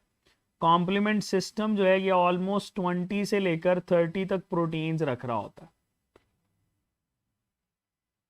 चलो जी, ये बेटे हमारे पास कितनी प्रोटीन्स रखता है, दैट कैन कैरी 20 से 30 के करीब बेटे प्रोटीन्स कैरी करना, ये इसका काम होता है। जी जी, CD8 CD4 को भी बेटे हम रिस्पॉन्ड को देखते हैं उसको, ठीक है। तो ये प्रोटीन्स क्या करती हैं बेटे, पहले तो ये देखो ये प्रोटीन्स बेटे आपके पास किसी भी पैथोजन के ऊपर एक्शन करवाना शुरू कर देते हैं। इन्हीं प्रोटीन्स के अंदर आपको ये परफोरिन्स भी नज़र आ सकती हैं। ये बेटे आपके पास डिफरेंट अटैकिंग प्रोटीन्स भी होती हैं जो कि ग्रेंजाइम्स के तौर पर एक्ट करते हैं। तो देखो इसमें हम लोग क्या पढ़ रहे हैं, इसमें हम ये पढ़ रहे हैं कि कॉम्प्लीमेंट्री सिस्टम के अंदर हमारे पास मेनली क्या है, प्रोटीन्स। देयर आर प्रोटीन्स जो कि कॉम्प्लीमेंट्री सिस्टम बनाते हैं। ये प्रोटीन्स बेटे किसी भी पैथोजन, सपोज हम यहाँ पे एक पैथोजन बना लेते हैं, ठीक है, फर्ज कर लो ये पैथोजन है और ये भी चश्मे वाला पैथोजन है, थीटा है, ठीक है। इस पैथोजन के पास ये प्रोटीन्स जाएंगी। ये प्रोटीन्स बेटे जैसे ही इस पैथोजन के पास जाएंगी तो बेटे इससे एक्शन होना शुरू हो जाएगा। सपोज ये प्रोटीन्स की मूवमेंट होती है इस पैथोजन के पास, जैसे ये इसकी तरफ जाएगा, ये 2-3 तरह की हो सकती हैं। या तो ये पोर्स बनाती हैं, जैसे हम लोगों ने परफोरिन पढ़ा, जैसे ही पोर्स बनाएंगी वाटर बेटे इसके अंदर मूव करेगा। अगर वाटर इसके अंदर मूव कर रहा है बेटा, तो वाटर के मूव करने से क्या होगा, बर्स्टिंग ऑफ सेल, क्योंकि पानी अंदर जाके बेटे ये प्रेशर लगाना शुरू कर देगा ना, तो इससे हमारे पास हो जाएगी बर्स्टिंग ऑफ सेल। तो बर्स्टिंग ऑफ सेल के लिए आपके पास ये परफोरिन्स का होना बहुत ज़रूरी है। फिर हमारे पास कुछ ऐसे हैं जो कि मेम्ब्रेन कॉम्प्लेक्स भी बना लेते हैं, ठीक है, और इनके अंदर ग्रेंजाइम्स आ जाते हैं। सपोज ये आपके पास ग्रेंजाइम्स हैं, ये बेटे इसके ऊपर जाके एक्शन करेंगे और ब्रेक डाउन करना शुरू कर देंगे, ठीक है। They also show break down, यानी लाइसिस करवाना इनका ही काम है। तो ऊपर वाली चीज़ें जो हैं, रिस्पॉन्सेज जो हैं, वही बेटे हम लोग देख रहे हैं, ठीक है। ये प्रोटीन्स बेसिकली साइटोकाइंस ही होती हैं। यहां पर आप एक इंपॉर्टेंट चीज ऐड करोगे, इंटरफिरॉन्स को, ठीक है।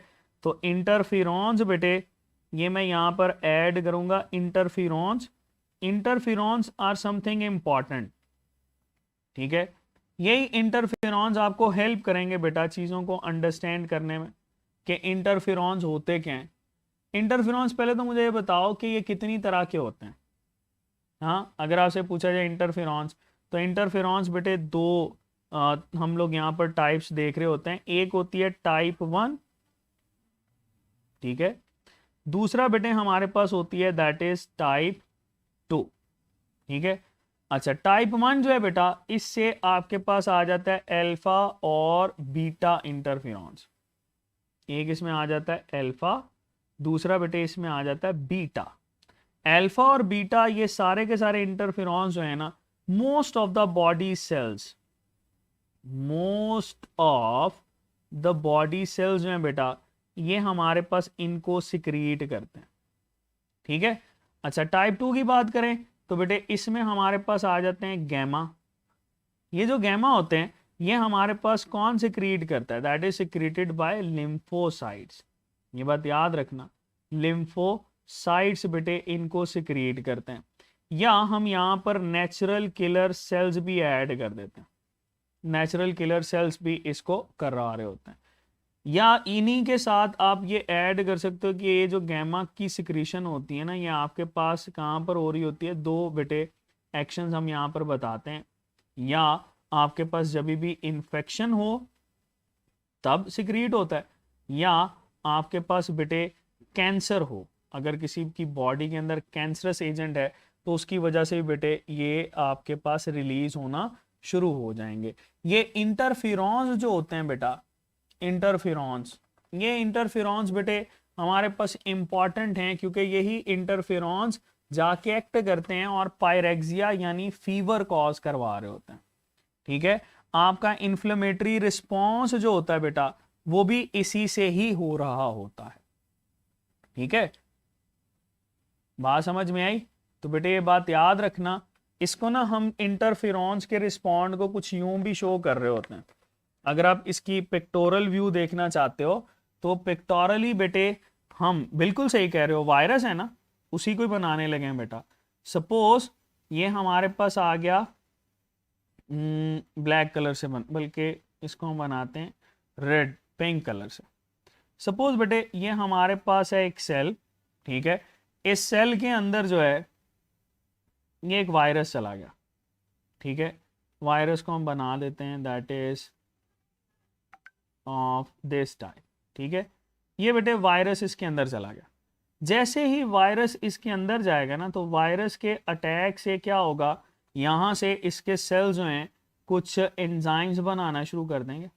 ठीक है, ये केमिकल्स बनाना शुरू करेंगे। ये केमिकल्स जो हैं इससे अटैच होंगे और जैसे ही ये इसके साथ अटैच होंगे तो ये बेटे आके सरफेस पे रिलीज होंगे। इनकी सरफेस पे रिलीज जब होगी तो ये क्या करेंगे, ये बेटे अपनी सराउंडिंग पे जितने भी सेल्स हैं, सपोज हमारे पास ये एक सेल है, ये एक और सेल है, ये एक और सेल है। ठीक है, सराउंडिंग में ये जो सेल्स हैं इन सेल्स के ऊपर जाके बेटे ये एक्शन शो करेंगे। अब इनके एक्शंस जो होते हैं ये डिफरेंट तरीके से रिस्पॉन्ड करते हैं। कैसे? एक तो हमारे पास अगर ये सेल्स हैं इसमें हम लोग कहते हैं कि ये आपके पास अनइन्फेक्टेड सेल्स जो होते हैं ना, ये ऐसे केमिकल्स प्रोड्यूस कर लेते हैं जिससे इन्फेक्शन स्प्रेड ना करे। सो दे प्रिवेंट या प्रोटेक्टिव प्रोटीन्स बना लेते हैं जिससे बेटा ये आपके पास इन्फेक्शन कम हो जाता है। बताते हैं बेटे, इंटर का मतलब क्या होता है, दरमियान में। तो सेल टू सेल आपके पास जो कनेक्शन होता है वो इंटरफेरॉन्स करवा रहे होते हैं। इसी वजह से ये देखो ना, ये एक सेल है, इसमें जैसे ही वायरस ने अटैक किया तो ये बेटे जाके उसको एक्शन करेगा और इससे बेटा आपके पास एक्टिविटी स्टार्ट हो जाएगी। बाकी के सेल जो हैं वो रिस्पॉन्ड करेंगे ताकि वायरस उनके ऊपर अटैक ना करे। ठीक है, अच्छा, या ये कहता है कि भाई बजाय इसके कि तुम इस वायरस से मरो, तुम ना एपोप्टोसिस स्टार्ट कर दो। ठीक है, एपोप्टोसिस स्टार्ट कर दो। जैसे ये एपोप्टोसिस स्टार्ट करता है तो जाहिर सी बात है ये वायरस के स्प्रेड करने के चांसेस कम हो जाएंगे। अच्छा, तीसरा हमारे पास क्या होता है, ये बाकी के जो सेल्स होते हैं जो इम्यून सेल्स हैं उनको एक्टिवेट कर देता है। दैट एक्टिवेट्स इम्यून सिस्टम, क्योंकि आपके पास बेटे जो बी सेल्स हैं, टी सेल्स हैं, वही तो इम्यून सिस्टम्स बना रहे हैं। तो इम्यून सिस्टम को एक्टिवेट करना इसका काम है। यहाँ पर क्या आपने याद रखना है कि इंटरफेरॉन्स हमेशा वायरल इन्फेक्शन में बेटे प्रोड्यूस होंगे। They will always produced in viral infection. ठीक है जी, बात क्लियर हुई बेटे? तो ये इंटरफेरॉन्स के हवाले से आप लोगों ने चीजें याद रखनी। चलो, आई होप कि ये इंटरफेरॉन्स और ये सारी चीजें आपके पास क्लियर हैं। चलो, इसके बाद बेटे आगे चलते हैं। हमारे पास इन्फ्लेमेटरी रिस्पॉन्स क्या होता है। इंटरफेरॉन्स आगे, इंटरफेरॉन्स के बाद इन्फ्लेमेटरी रिस्पॉन्स। इन्फ्लेमेटरी रिस्पॉन्स के बाद हम लोग ना थर्ड लाइन ऑफ डिफेंस की तरफ चलेंगे। ये बेटे इन्फ्लेमेशन या इन्फ्लेमेटरी रिस्पॉन्स जो है बेटा, ये आपके पास जब भी डील किया जाएगा तो आप लोगों ने ये बात याद रखनी है कि इन्फ्लेमेटरी रिस्पॉन्स के अंदर there are some specific chemicals. इन्हीं केमिकल्स को बेटे हम लोग साइटोकाइंस भी बोलते हैं। नुज़हत बेटे एपोप्टोसिस का मतलब होता है अपनी आप को सुसाइड कर लेना, इसको सुसाइडिंग एक्टिविटी भी बोलते हैं। ठीक है, पहले तो आप लोगों ने ये याद रखना है कि हमारे पास ये जो इन्फ्लेमेटरी रिस्पॉन्स होता है ना, that will always be localised. ये हमारे पास बेटे हमेशा क्या होगा, लोकलाइज्ड होगा। दूसरा ये बेटे हमेशा हमारे पास क्या होगा, non specific, that will always B non specific in action. ठीक है, इसमें कोई स्पेसिफिक एक्टिविटी नहीं है। और बेटे इसके अंदर अगर आपसे ये पूछा जाए कि इन्फ्लेमेटरी रिस्पॉन्स के अंदर केमिकल कौन कौन से सिक्रीट होते हैं, तो पहला इसमें हमारे पास सिक्रीट होती है हिस्टामिन्स। हिस्टामिन्स आप लोगों ने पढ़ा लोकली सेल प्रोड्यूस करते हैं और ये वेजोडाइलेटर होता है। दूसरा आपके पास यहां पर प्रोड्यूस होते हैं प्रोस्टाग्लैंडिन्स। ठीक है, प्रोस्टाग्लैंडिन्स बोलते हैं। ये बात याद रखना कि प्रोस्टाग्लैंडिन्स जो होते हैं बेटा, ये हमारे पास सारे के सारे न्यूक्लिएटेड सेल इसको सिक्रीट कर सकते हैं। ठीक है, सो प्रोस्टाग्लैंडिन्स ऑल न्यूक्लिएटेड सेल्स बेटे इसको प्रोड्यूस करते हैं। ठीक है, अब ये हिस्टामिन और प्रोस्टाग्लैंडिन्स जो होते हैं ये कलेक्टिवली बेटे हमारे पास रिस्पॉन्ड करते हैं। क्या रिस्पॉन्ड करते हैं, ये वेजोडाइलेशन करवाते हैं। ठीक है, जब भी ये वेजोडाइलेशन करवाएंगे तो वेजोडाइलेशन की वजह से बेटा लोकल एरिया के ऊपर ब्लड फ्लो क्या होगा, ज्यादा हो जाएगा। ये हम लोगों ने पढ़ा था, जब आपके पास बेटे वेजोडाइलेशन होगी तो ब्लड फ्लो हमारे पास क्या हो जाएगा, ज्यादा। और जब भी ब्लड फ्लो ज्यादा होगा तो ब्लड फ्लो ज्यादा होने की वजह से बेटा वहां पर आपको दो मेन कंडीशंस नजर आएंगी। पहला, ब्लड ज्यादा होने की वजह से बेटे वहां पे वार्मिंग आपको नजर आएगी। ठीक है, दूसरा हमारे पास बेटे एडीमा होगा, देयर विल बी एडीमा। तो बेटे आपके पास ये इन्फ्लेमेटरी रिस्पॉन्स होता है, इन्फ्लेमेटरी रिस्पॉन्स के अंदर हिस्टामिन्स और प्रोस्टाग्लैंडिन्स ये दोनों ही बेटे इंपॉर्टेंट रोल प्ले करते हैं। ये दोनों ही लोकल केमिकल्स होते हैं, ये दोनों ही बेटे वेजोडाइलेटर के तौर पर एक्ट करते हैं। और जैसे ही वेजोडाइलेशन होती है तो आपके पास बेटे ये क्या करेंगे, ब्लड फ्लो को बढ़ा देंगे और वहां पे वार्मिंग होना शुरू हो जाएगी। ओके, चलो जी बेटे, ये हमारे पास है that is known as inflammatory response. आपको पता है ये जब वार्मिंग होती है तो वार्मिंग की वजह से थर्मोस्टेट जो है वो भी आपके पास चेंज हो जाता है ना, उसको हम लोग बोलते हैं दैट इज नॉन एज बेटे पायरेक्सिया। बेटे सेल सुसाइड इस वजह से करेगा क्योंकि अगर वायरस उस पर एक्शन करेगा ना तो आपके पास बेटे वो एक्टिविटी जो है वो इतनी ज्यादा हो जाएगी कि वायरस का स्प्रेड रोक नहीं सकोगे आप। ठीक है, चलो ये बेटे हमारे पास इंटरल्यूकिन 1, ठीक है, और इंटरल्यूकिन 2 को हम लोगों ने देखना है और फिर ये देखना है कि एंटीजन प्रेजेंटिंग सेल्स क्या करते हैं। चलो जी, अच्छा इसको ना हम लोगों ने ये देखना है कि थर्ड लाइन ऑफ डिफेंस, ठीक है, वो किस तरह से रिस्पॉन्ड करती है। पहले थर्ड लाइन ऑफ डिफेंस के हिस्से लिख लेते हैं बेटे। हमारे पास ये थर्ड लाइन ऑफ डिफेंस जो होती है, ये थर्ड लाइन ऑफ डिफेंस को हम लोग बोलते हैं immune system, that is known as immune system. ठीक है, ये हमारे पास क्या कहलाता है बेटा, that is known as immune system. और ये बात बेटे याद रखना कि ये जो इम्यून सिस्टम होता है ना, इस इम्यून सिस्टम के अंदर आपके पास दो तरह के सेल्स आ जाते हैं। कौन कौन से, एक बेटे इसमें आ जाते हैं बी लिम्फोसाइट्स और दूसरे इसमें आ जाते हैं टी लिम्फोसाइट्स। बी लिम्फोसाइट्स का एक्शन जो है ये हमारे पास ह्यूमोरल इम्यूनिटी करवाएगा और टी का बेटे सेल मीडिएटेड इम्यूनिटी करवाएगा।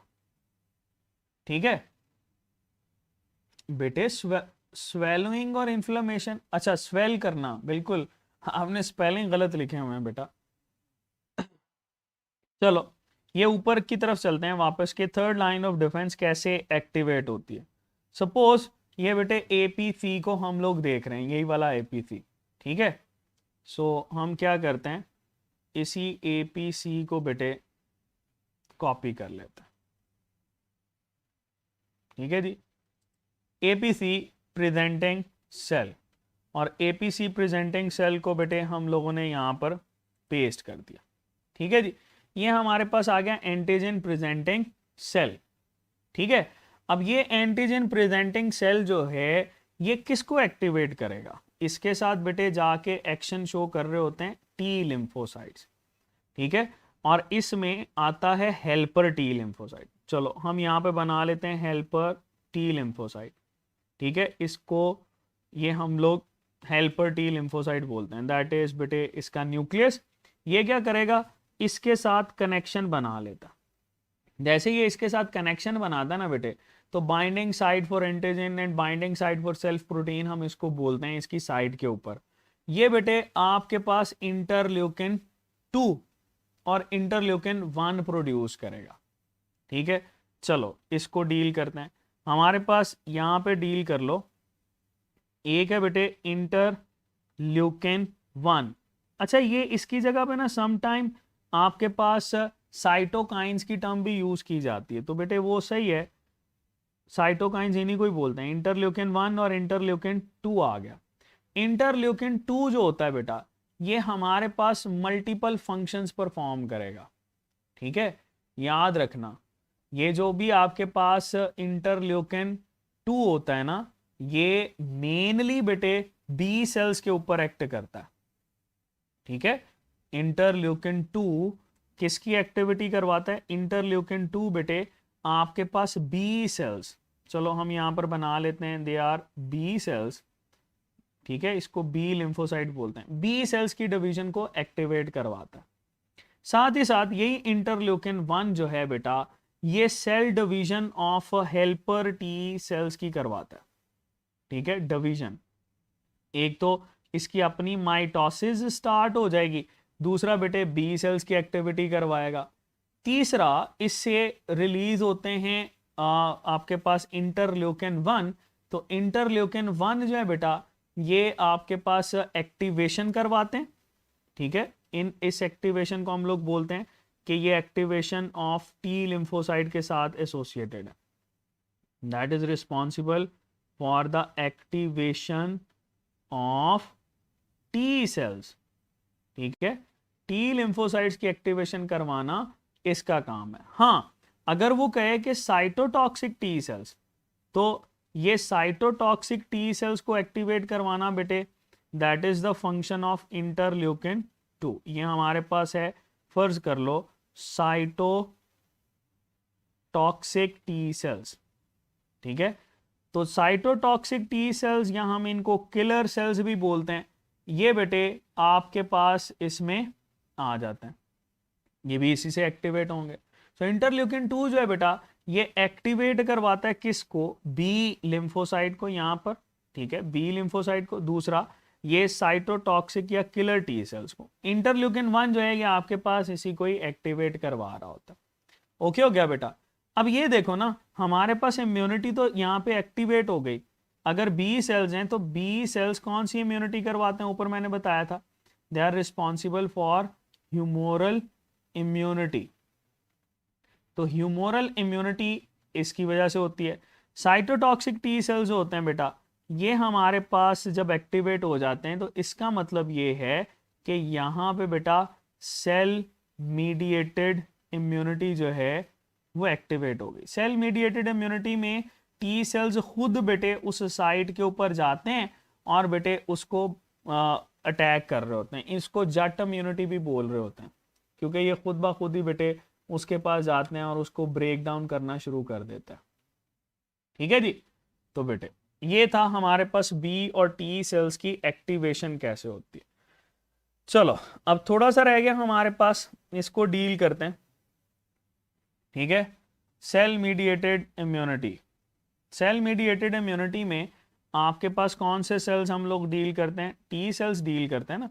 तो टी सेल्स बेटे हमारे पास कितनी तरह के होते हैं, टी सेल्स कितनी तरह के होते हैं, टी सेल्स में बेटे हमारे पास ऑप्शन आ जाती है सबसे पहले साइटोटॉक्सिक टी सेल्स। ये साइटोटॉक्सिक टी सेल्स जो हैं बेटा डायरेक्टली अटैक करते हैं, ब्रेक डाउन करते हैं। दूसरा बेटे हमारे पास आ जाते हैं helper T cells, there are helper T cells, ये इंटरमीडिएट के तौर पर एक्ट करते हैं। तीसरा बेटे हमारे पास आ जाते हैं सुप्रेसर टी सेल्स।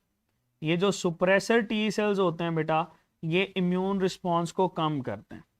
चौथा बेटे इसमें हमारे पास आ जाते हैं मेमोरी टी सेल्स, इनको हम लोग बोलते हैं memory T cells. Memory T cells बेटे ये स्टोर कर लेते हैं उसको, उसके डिसीजन को, उसके पैटर्न को जिसके अकॉर्डिंग इन्होंने डिवाइड होना होता है। और फिर डेफिनेटली यहाँ पर आप लोग डिवीजन करवाते हो कि टी सेल्स के अंदर कौन सा है, CD8 है या CD4 है, ठीक है, क्लस्टर ऑफ डिफरेंशिएशन। तो वो भी बेटे ये आपके पास बना रहा होता है। तो आपको पता है साइटोटॉक्सिक टी सेल जो होते हैं ये बेटे डायरेक्टली जाके अटैक करते हैं, ठीक है, साइटोटॉक्सिक टी सेल्स। और अगर हम लोग देखें साइटोटॉक्सिक टी सेल्स के एक्शन को तो ये डायरेक्ट एंटीजन के ऊपर किलिंग करवाते हैं।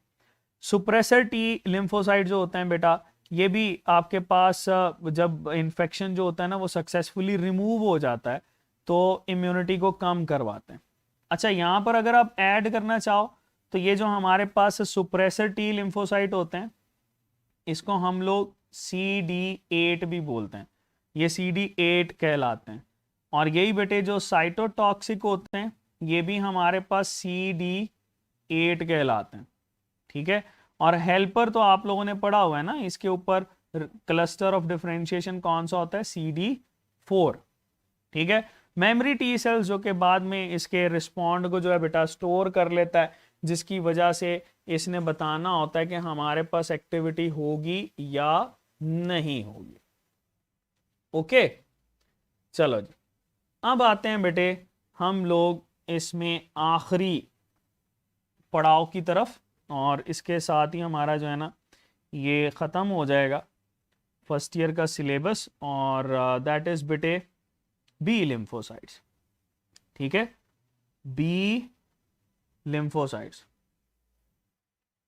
बी लिम्फोसाइट्स की इम्यूनिटी कौन सी थी, बी लिम्फोसाइट बेटे हमारे पास इम्यूनिटी कॉज कर रहे होते हैं ह्यूमोरल इम्यूनिटी। हम लोगों ने पढ़ा कि ये बेटे हमारे पास ह्यूमोरल इम्यूनिटी कॉज करते हैं। So we can write over here, इनकी वजह से बेटे हमारे पास ह्यूमोरल इम्यूनिटी होती है। ह्यूमोरल का लफ्जी मतलब होता है सिक्रीशन बेटे, ये सिक्रीशन करवाते हैं, ठीक है। चलो यहां पर हमारे पास आ गए ये बी सेल्स, फर्ज कर लो दैट इज बेटे बी सेल्स। तो जैसे ही बी सेल्स आते हैं ना, ये जब एक्टिवेशन होती है इंटरल्यूकिन 2 आपके पास आके इस पे एक्शन करता है तो इससे बेटे दो तरह के सेल्स बनते हैं। कौन कौन से, एक इसमें बन रहा होता है प्लाज्मा क्लोन सेल, ठीक है। प्लाज्मा क्लोन सेल का न्यूक्लियस जो होता है बेटा ये साइज में बड़ा होता है, ठीक है। और इससे बेटे छोटे छोटे ये आपके पास एंटीबॉडी के मॉलिक्यूल जो होते हैं ये सिक्रिएट हो रहे होते हैं।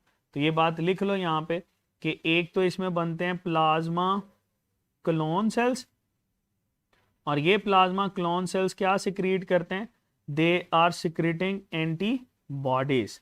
ये बेटे हमारे पास एंटीबॉडीज को सिक्रिएट करते हैं, ओके।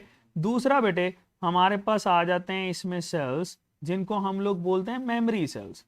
इनका जो न्यूक्लियस होता है वो साइज में छोटा होता है and they are refer to as memory cells. आपको पता है जब भी मेमोरी सेल्स की बात होगी तो ये इसका पैटर्न रिकॉग्नाइज कर लेते हैं, दे रिमेंबर एंटीजन सीक्वेंस। ये बेटे एंटीजन सीक्वेंस को मेमोराइज कर लेते हैं, और मेमोराइज करने के बाद जब भी नेक्स्ट आपके पास कोई इन्फेक्शन आएगा तो ये फौरी तौर पर बेटे कन्वर्ट हो जाते हैं किसमें, प्लाज्मा क्लोन सेल के अंदर। यही वजह है कि आपको ये कहा जाता है कि लाइफ के अंदर कभी भी एक इन्फेक्शियस एजेंट दोबारा अगर बॉडी के अंदर दाखिल होता है that can lead to no infection. आपको सिम्टम जाहिर ही नहीं होती, उसकी वजह क्या है कि ये ऑलरेडी मेमोरी सेल बेटे इसमें मौजूद होता है। ठीक है, अब ये एंटीबॉडी प्रोड्यूस करते हैं। एंटीबॉडी को बेटे हम लोग लेबल कर रहे होते हैं कि ये इम्यूनोग्लोबुलिन्स भी कहलाती, they are known as immunoglobulins, और बेटे इसको IG के साथ भी शो करता है। ठीक है, फिर हमारे पास एक टर्म यूज होती है एंटीजन। एंटीजन वो मॉलिक्यूल होता है जिसके अगेंस्ट बेटे रिस्पॉन्ड आता है, ठीक है, जो कि स्टिमुलेट कर रहा होता है। अब एंटीजन और इम्यूनोजन के अंदर क्या डिफरेंस है, ठीक है, ये बेटे याद रखना। एंटीजन के लिए जरूरी नहीं है, ठीक है, नॉट नेसेसरी कि ये एक्टिवेट करे immune response, not necessarily activate response, ठीक है। अच्छा, इसके लिए जरूरी नहीं होता कि ये रिस्पॉन्स को एक्टिवेट करे, लेकिन इम्यूनोजेन जो होते हैं they always activate immune response, they always activate immune response, ठीक है, ये हमेशा इम्यून रिस्पॉन्स को एक्टिवेट करते हैं।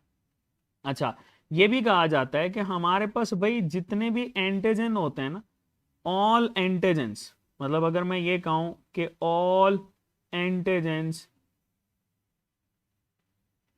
आर इम्यूनोजेंस, नहीं, लेकिन ऑल इम्यूनोजेंस जो हैं ये सारे के सारे बेटा एंटीजन जरूर हो सकते हैं, ठीक है, ये सारे के सारे एंटीजन जरूर होंगे, लेकिन सारे के सारे एंटीजन जो हैं वो इम्यूनोजन हों ये जरूरी नहीं है, ठीक है।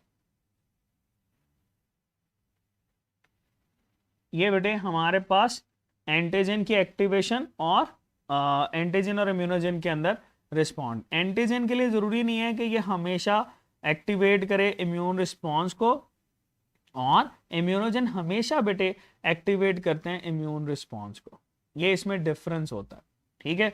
तो ये बेटे एंटीजन और इम्यूनोजन, जैसे इम्यूनोजन बॉडी में आता है एंटीबॉडीज रिस्पॉन्ड करती हैं, और एंटीबॉडीज में हमारे पास बेटे यहाँ पर इसका ना स्ट्रक्चर ड्रॉ कर लेते हैं कि एंटीबॉडी का स्ट्रक्चर कैसा होता है। एंटीबॉडी बेटे हमारे पास that is just like this, ये वैसे तो हम लोग इसको ये इस तरह से रिलेट करते हैं, 4 पॉलीपेप्टाइड चेन होती हैं बेटा। कितनी पॉलीपेप्टाइड चेन होती हैं? देयर आर 4 पॉलीपेप्टाइड चेन्स, ठीक है, ये 2 हैवी चेन्स होती हैं और 2 बेटे इसमें होती हैं हमारे पास लाइट चेन्स। 2 बेटे इसमें हैवी चेन्स हैं और 2 बेटे इसमें होती हैं जिनको हम लोग लाइट चेन बोल रहे होते हैं, ठीक है। जो हैवी चेन्स होती हैं ना बेटे, इसमें आपके पास नंबर ऑफ पॉलीपेप्टाइड ज़्यादा नज़र आते हैं। जो आपके पास चेन होती हैं लाइट चेन, इसमें number of polypeptide amino acid जो है वो कम होता है। देखो इसका जो इंटीरियर पार्ट होता है इसको वेरिएबल रीजन बोलते हैं, नीचे वाले को कांस्टेंट, सिमिलरली ये भी वेरिएबल, ये भी वेरिएबल, ये कांस्टेंट और ये कांस्टेंट। बेटे ये जो हमारे पास वेरिएबल रीजन होता है that is antigen binding site या एंटीजन रिकग्निशन साइट बोलते हैं। ये बात याद रखना, ये हमारे पास एंटीजन रिकग्निशन साइट कहलाती है, that is antigen recognition site या एंटीजन बाइंडिंग साइट बेटे हम लोग इसको बोलते हैं, ठीक है। फिर आपके पास ये सवाल आता है कि ये सारी की सारी चेन्स एक दूसरे के साथ कैसे कनेक्टेड होती हैं? They are connected by disulphide bridges. तो बेटे 2 डाइसल्फाइड ब्रिजेस इसमें नजर आते हैं, ठीक है, जो कि कनेक्ट कर के रख रहे होते हैं, और आपके पास फिर ये कांस्टेंट टू कांस्टेंट नजर आते हैं हैवी और लाइट के दरमियान। सो देयर आर क्वेश्चंस कि कितने डाइसल्फाइड ब्रिजेस होते हैं? There are 4 disulphide bridges. बेटे हमारे पास 4 डाइसल्फाइड ब्रिजेस होते हैं। फिर इसमें इन डाइसल्फाइड को भी पूछा जाता है कि डाइसल्फाइड्स होती कितनी है, ठीक है, कौन कौन सी बेटे इसके अंदर मौजूद होती है जिसको आप लोग रिलेट कर रहे हो। तो that is something associated with it कि आपके पास बेटे सिस्टीन एक आप लोगों ने अमाइनो एसिड पढ़ा होगा, उसके साथ ये रिस्पॉन्ड करती है। ठीक है, अच्छा ये तो इसमें आ गई कि इसका स्ट्रक्चर कैसा होता है। इसके साथ ही आप लोग देख लो इसकी टाइप्स कितनी होती हैं। तो classification of antibody, they are responsible for death game. ये बेटे डेथ गेम के अंदर रोल प्ले करते हैं। जैसे हमारे पास बेटे ये कहा जाता है, एक होती है IgD, इम्यूनोग्लोबुलिन डी। ये जो इम्यूनोग्लोबुलिन डी होती है बेटा, ये नॉर्मली आपके पास इन्वॉल्व होती है रिकग्निशन ऑफ एंटीजन या बी लिम्फोसाइट के अंदर। फिर हमारे पास आ जाती है बेटे IgG, that is something important, क्योंकि ये जो बेटे IgG होती है ये हमारे पास कॉम्प्लीमेंटेड फिक्सेशन के अंदर रिस्पॉन्सिबल होती है। फिर बेटे हमारे पास आ जाती है IgA। ये IgA बेटे मौजूद होती है जब भी आपके पास लोकलाइज डिफेंस मैकेनिज्म हो, तो सिक्रीशन लाइक टीयर इसके अंदर जो है ना, या स्लाइवा के अंदर प्रोड्यूस होती है।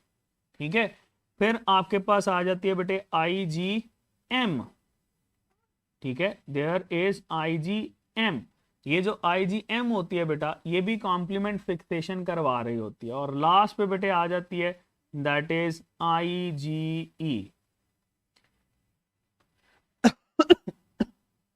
सॉरी, ये जो IgE है बेटा, ये हमेशा एलर्जिक रिस्पॉन्ड के अंदर हमारे पास रोल प्ले करती है।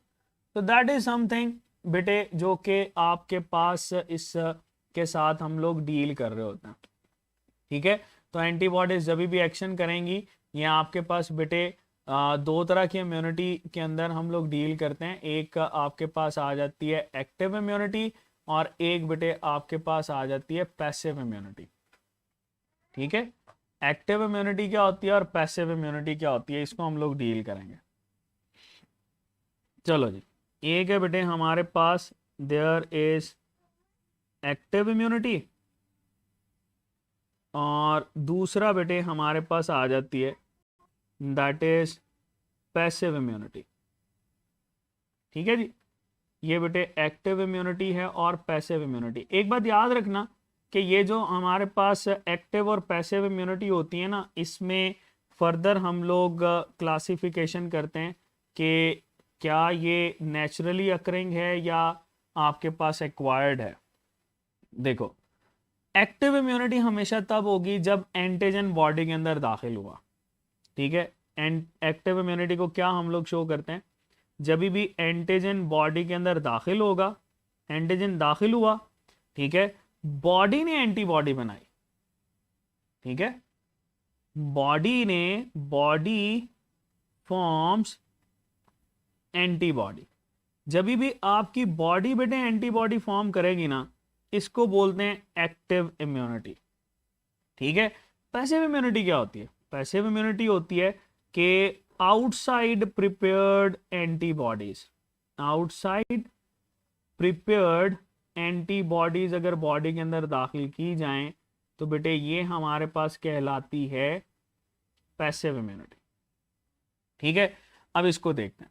हमारे पास बेटे नेचुरल एक्टिव इम्यूनिटी भी होती है और आर्टिफिशियल एक्टिव इम्यूनिटी भी होती है। ठीक है, इसको एक्वायर्ड भी बोलते हैं। सो नेचुरल एक्टिव इम्यूनिटी और आर्टिफिशियल कैसे है इसको देख रहे हैं हम लोग। ये देखो, ये हमारे पास आ गया नेचुरल, ये बेटे हमारे पास आ गया आर्टिफिशियल। नेचुरल एक्टिव इम्यूनिटी के अंदर ना हमारे पास बेटे बहुत सिंपल सा है कि ये जो नेचुरल एक्टिव इम्यूनिटी होती है दैट इज समथिंग कि कुदरती तौर पर आपकी बॉडी के अंदर कोई इन्फेक्शन हुआ। ठीक है, कुदरती तौर पर मतलब आपकी बॉडी के अंदर एक पैथोजन गया, उस पैथोजन के अगेंस्ट आपकी बॉडी ने बेटे रिस्पॉन्ड किया और उसको आपकी बॉडी ने थ्रू आउट लाइफ जो है वो स्टोर कर लिया। ठीक है, इसमें क्या होगा, हमारे पास बेटे इन्फेक्शन होगा। ठीक है, बॉडी ने डिजीज शो की यानी डिजीज्ड रिस्पॉन्स, और फिर बेटे रिकवरी के दौरान ये जो एंटीबॉडीज बनेंगी they will be permanent antibodies आपकी बॉडी के अंदर पड़ी रहेंगी। ठीक है, आर्टिफिशियल क्या होती है? आर्टिफिशियल एक्टिव इम्यूनिटी ये होती है कि जब भी आप लोग वैक्सीन यूज करते हो, ठीक है, जब भी हम लोग बेटे यूज कर रहे होते हैं वैक्सीन, तो वैक्सीन आपके पास बेटे वीक पैथोजन होता है ना, वीक पैथोजन। तो जब भी वीक पैथोजन बॉडी के अंदर दाखिल किया जाता है तो ये आपकी बॉडी को स्टिमुलेट देता है, आपकी बॉडी बेटे उसके अगेंस्ट क्या करती है, एंटीबॉडीज बनाना शुरू कर देती है। तो जब भी आपके पास ये पूछा जाए कि इम्यूनाइजेशन किसके अंदर आती है, तो इम्यूनाइजेशन या वैक्सीनेशन बेटे ये हमारे पास आर्टिफिशियल एक्टिव इम्यूनिटी के अंदर आ रहा होता है। फिर इसी तरह से जो पैसिव इम्यूनिटी होती है ये भी हमारे पास नेचुरल या बेटे आर्टिफिशियल हो सकती है, ठीक है, इसको एक्वायर्ड पैसिव इम्यूनिटी भी लेबल कर रहे होते हैं। खैर लेकिन हम यहाँ पर देखेंगे नेचुरल और आर्टिफिशियल इम्यूनिटी, पैसिव इम्यूनिटी कौन सी बेटे, ये जो हमारे पास नेचुरल हमारे पास आ जाती है पैसिव इम्यूनिटी, तो नेचुरल पैसिव इम्यूनिटी के अंदर आपको नजर आता है मदर से चाइल्ड के अंदर फीडिंग, ठीक है, जब भी माँ से बेटा ये ब्लड जो है वो चाइल्ड को जाता है, सॉरी ब्लड कह रहा हूँ, मिल्क जाता है, तो इससे एंटीबॉडीज आती हैं, इसको बोलते हैं कोलोस्ट्रम। कोलोस्ट्रम बेटे फर्स्ट मिल्क बोला जाता है, ये फर्स्ट मिल्क हाईली इनरिच्ड होता है विद एंटीबॉडीज, ये बच्चे की बॉडी के अंदर इम्यूनिटी बेटे प्रोड्यूस करता है कि अगर कोई भी एंटीजन उसकी बॉडी के अंदर दाखिल होता है ना तो वो फौरन उस पर रिस्पॉन्ड करेगा। फिर आर्टिफिशियल में क्या होता है, आर्टिफिशियल में नॉर्मली हम लोग बेटे यूज कर रहे होते हैं एंटी सीराज, ठीक है, ये बात याद रखना। सीरम हम लोग पढ़ चुके हैं, जब क्लॉटिंग फैक्टर्स निकाल देते हैं ना प्लाज्मा में से तो सीरम बचता है, अगर उसमें एंटीबॉडीज हैं तो एंटी सीरा, या इसमें बेटे एंटी वेनम, या बेटे इसमें एंटी टॉक्सिन्स, ये तीनों चीजें अगर कहीं पे यूज होती हैं स्टेटमेंट के अंदर तो इसका मतलब ये है कि ये आपके पास आर्टिफिशियल पैसिव इम्यूनिटी को डील कर रहा है, ठीक है। अब आपके पास ये क्वेश्चन पूछे जाते हैं कि एक्टिव इम्यूनिटी का रिस्पॉन्ड क्या होता है, that will always slow in respond, ठीक है, लेकिन पैसिव इम्यूनिटी जो होती है that is rapid in respond, ये बेटे रिस्पॉन्ड में हमारे पास रैपिड होती है। एक्टिव इम्यूनिटी जो होती है that is long lasting through out बेटे आपकी बॉडी के अंदर जब तक आप जिंदा ये रहती है, ठीक है, जबकि पैसिव इम्यूनिटी जो होती है ये शॉर्ट टर्म्ड होती है बेटे, थोड़ी देर के लिए रहती है उसके बाद ये ख़त्म हो जाती है, ठीक है। प्लेसेंटा बेसिकली बिल्कुल सही कह रहे हैं, प्लेसेंटा के अंदर भी बेटे यही होता है कि प्लेसेंटा जो है वो आपके पास इसको कैरी करवा रही होती है, ठीक है, स्नेक के खिलाफ, बिल्कुल राना अब्दुल कलाम सही कह रहे हैं, सांप के खिलाफ। अच्छा जी, ये बेटे आपके पास हेपेटाइटिस ए, इन्फेक्शियस हेपेटाइटिस, आप लोगों ने मुझे बताना है कि अगर वो होता है तो उसके अगेंस्ट किस तरह से ये रिस्पॉन्ड कर रहे होते हैं, बताओ। अगर हमारे पास इन्फेक्शियस आपके पास हेपेटाइटिस है तो इन्फेक्शियस हेपेटाइटिस में रिस्पॉन्ड किस तरह से होगा, एक्टिव होगा कि पैसिव होगा, बताओ। आखिरी सवाल है, इसके बाद हम इसको ख़त्म करते हैं, बताओ भाई। अगर इन्फेक्शियस आपके पास ये मौजूद है हेपेटाइटिस तो इसमें कौन सा रिस्पॉन्ड होगा, एक्टिव के पैसिव? जी, ये सारी की सारी इम्यूनिटी हम लोगों ने पढ़ी है एंड आई होप ये इम्यूनिटी आपको बहुत हेल्प करेगी। बेटे पैसिव होता है, सारे एक्टिव कह रहे हैं, पैसिव रिस्पॉन्ड होता है बेटे, ठीक है। हेपेटाइटिस ए के अगेंस्ट पैसिव होता है, ठीक है जी। तो ये आप लोगों ने बेटे इसमें याद रखना है कि पैसिव रिस्पॉन्ड किस तरह से आ रहा होता है, ओके। चलो इसी के साथ बेटे हम लोग आज अपनी फर्स्ट ईयर जो है उसको वाइंड अप करते हैं। ठीक है, हमारी फर्स्ट ईयर का जो टॉपिक है ये कंप्लीट होता है। अच्छा, इसके साथ जाते जाते एंड पे मैं कुछ चीज़ें आपके साथ ज़रूर शेयर करना चाहूँगा। वो ये कि आप लोगों ने याद रखना है, ये बात आप लोगों ने याद रखनी है, वाई, क्यों हैव यू स्टार्टेड, आप लोगों ने क्यों स्टार्ट किया था। अभी चूंकि फर्स्ट ईयर हमारा मेन कंटेंट वही था, आपने क्यों स्टार्ट किया था, ये आपसे पूछा जाएगा। That why have you started, आप लोगों ने बेटे क्यों स्टार्ट किया था। ठीक है, अगर आपको ये पता है ना अभी तक कि आप लोगों ने क्यों स्टार्ट किया था और आप क्यों यहाँ पर बैठे हुए हो, क्यों अपना टाइम किल कर रहे हो, तो आपको पता चल जाएगा कि क्या आप सही रास्ते पे हो या नहीं।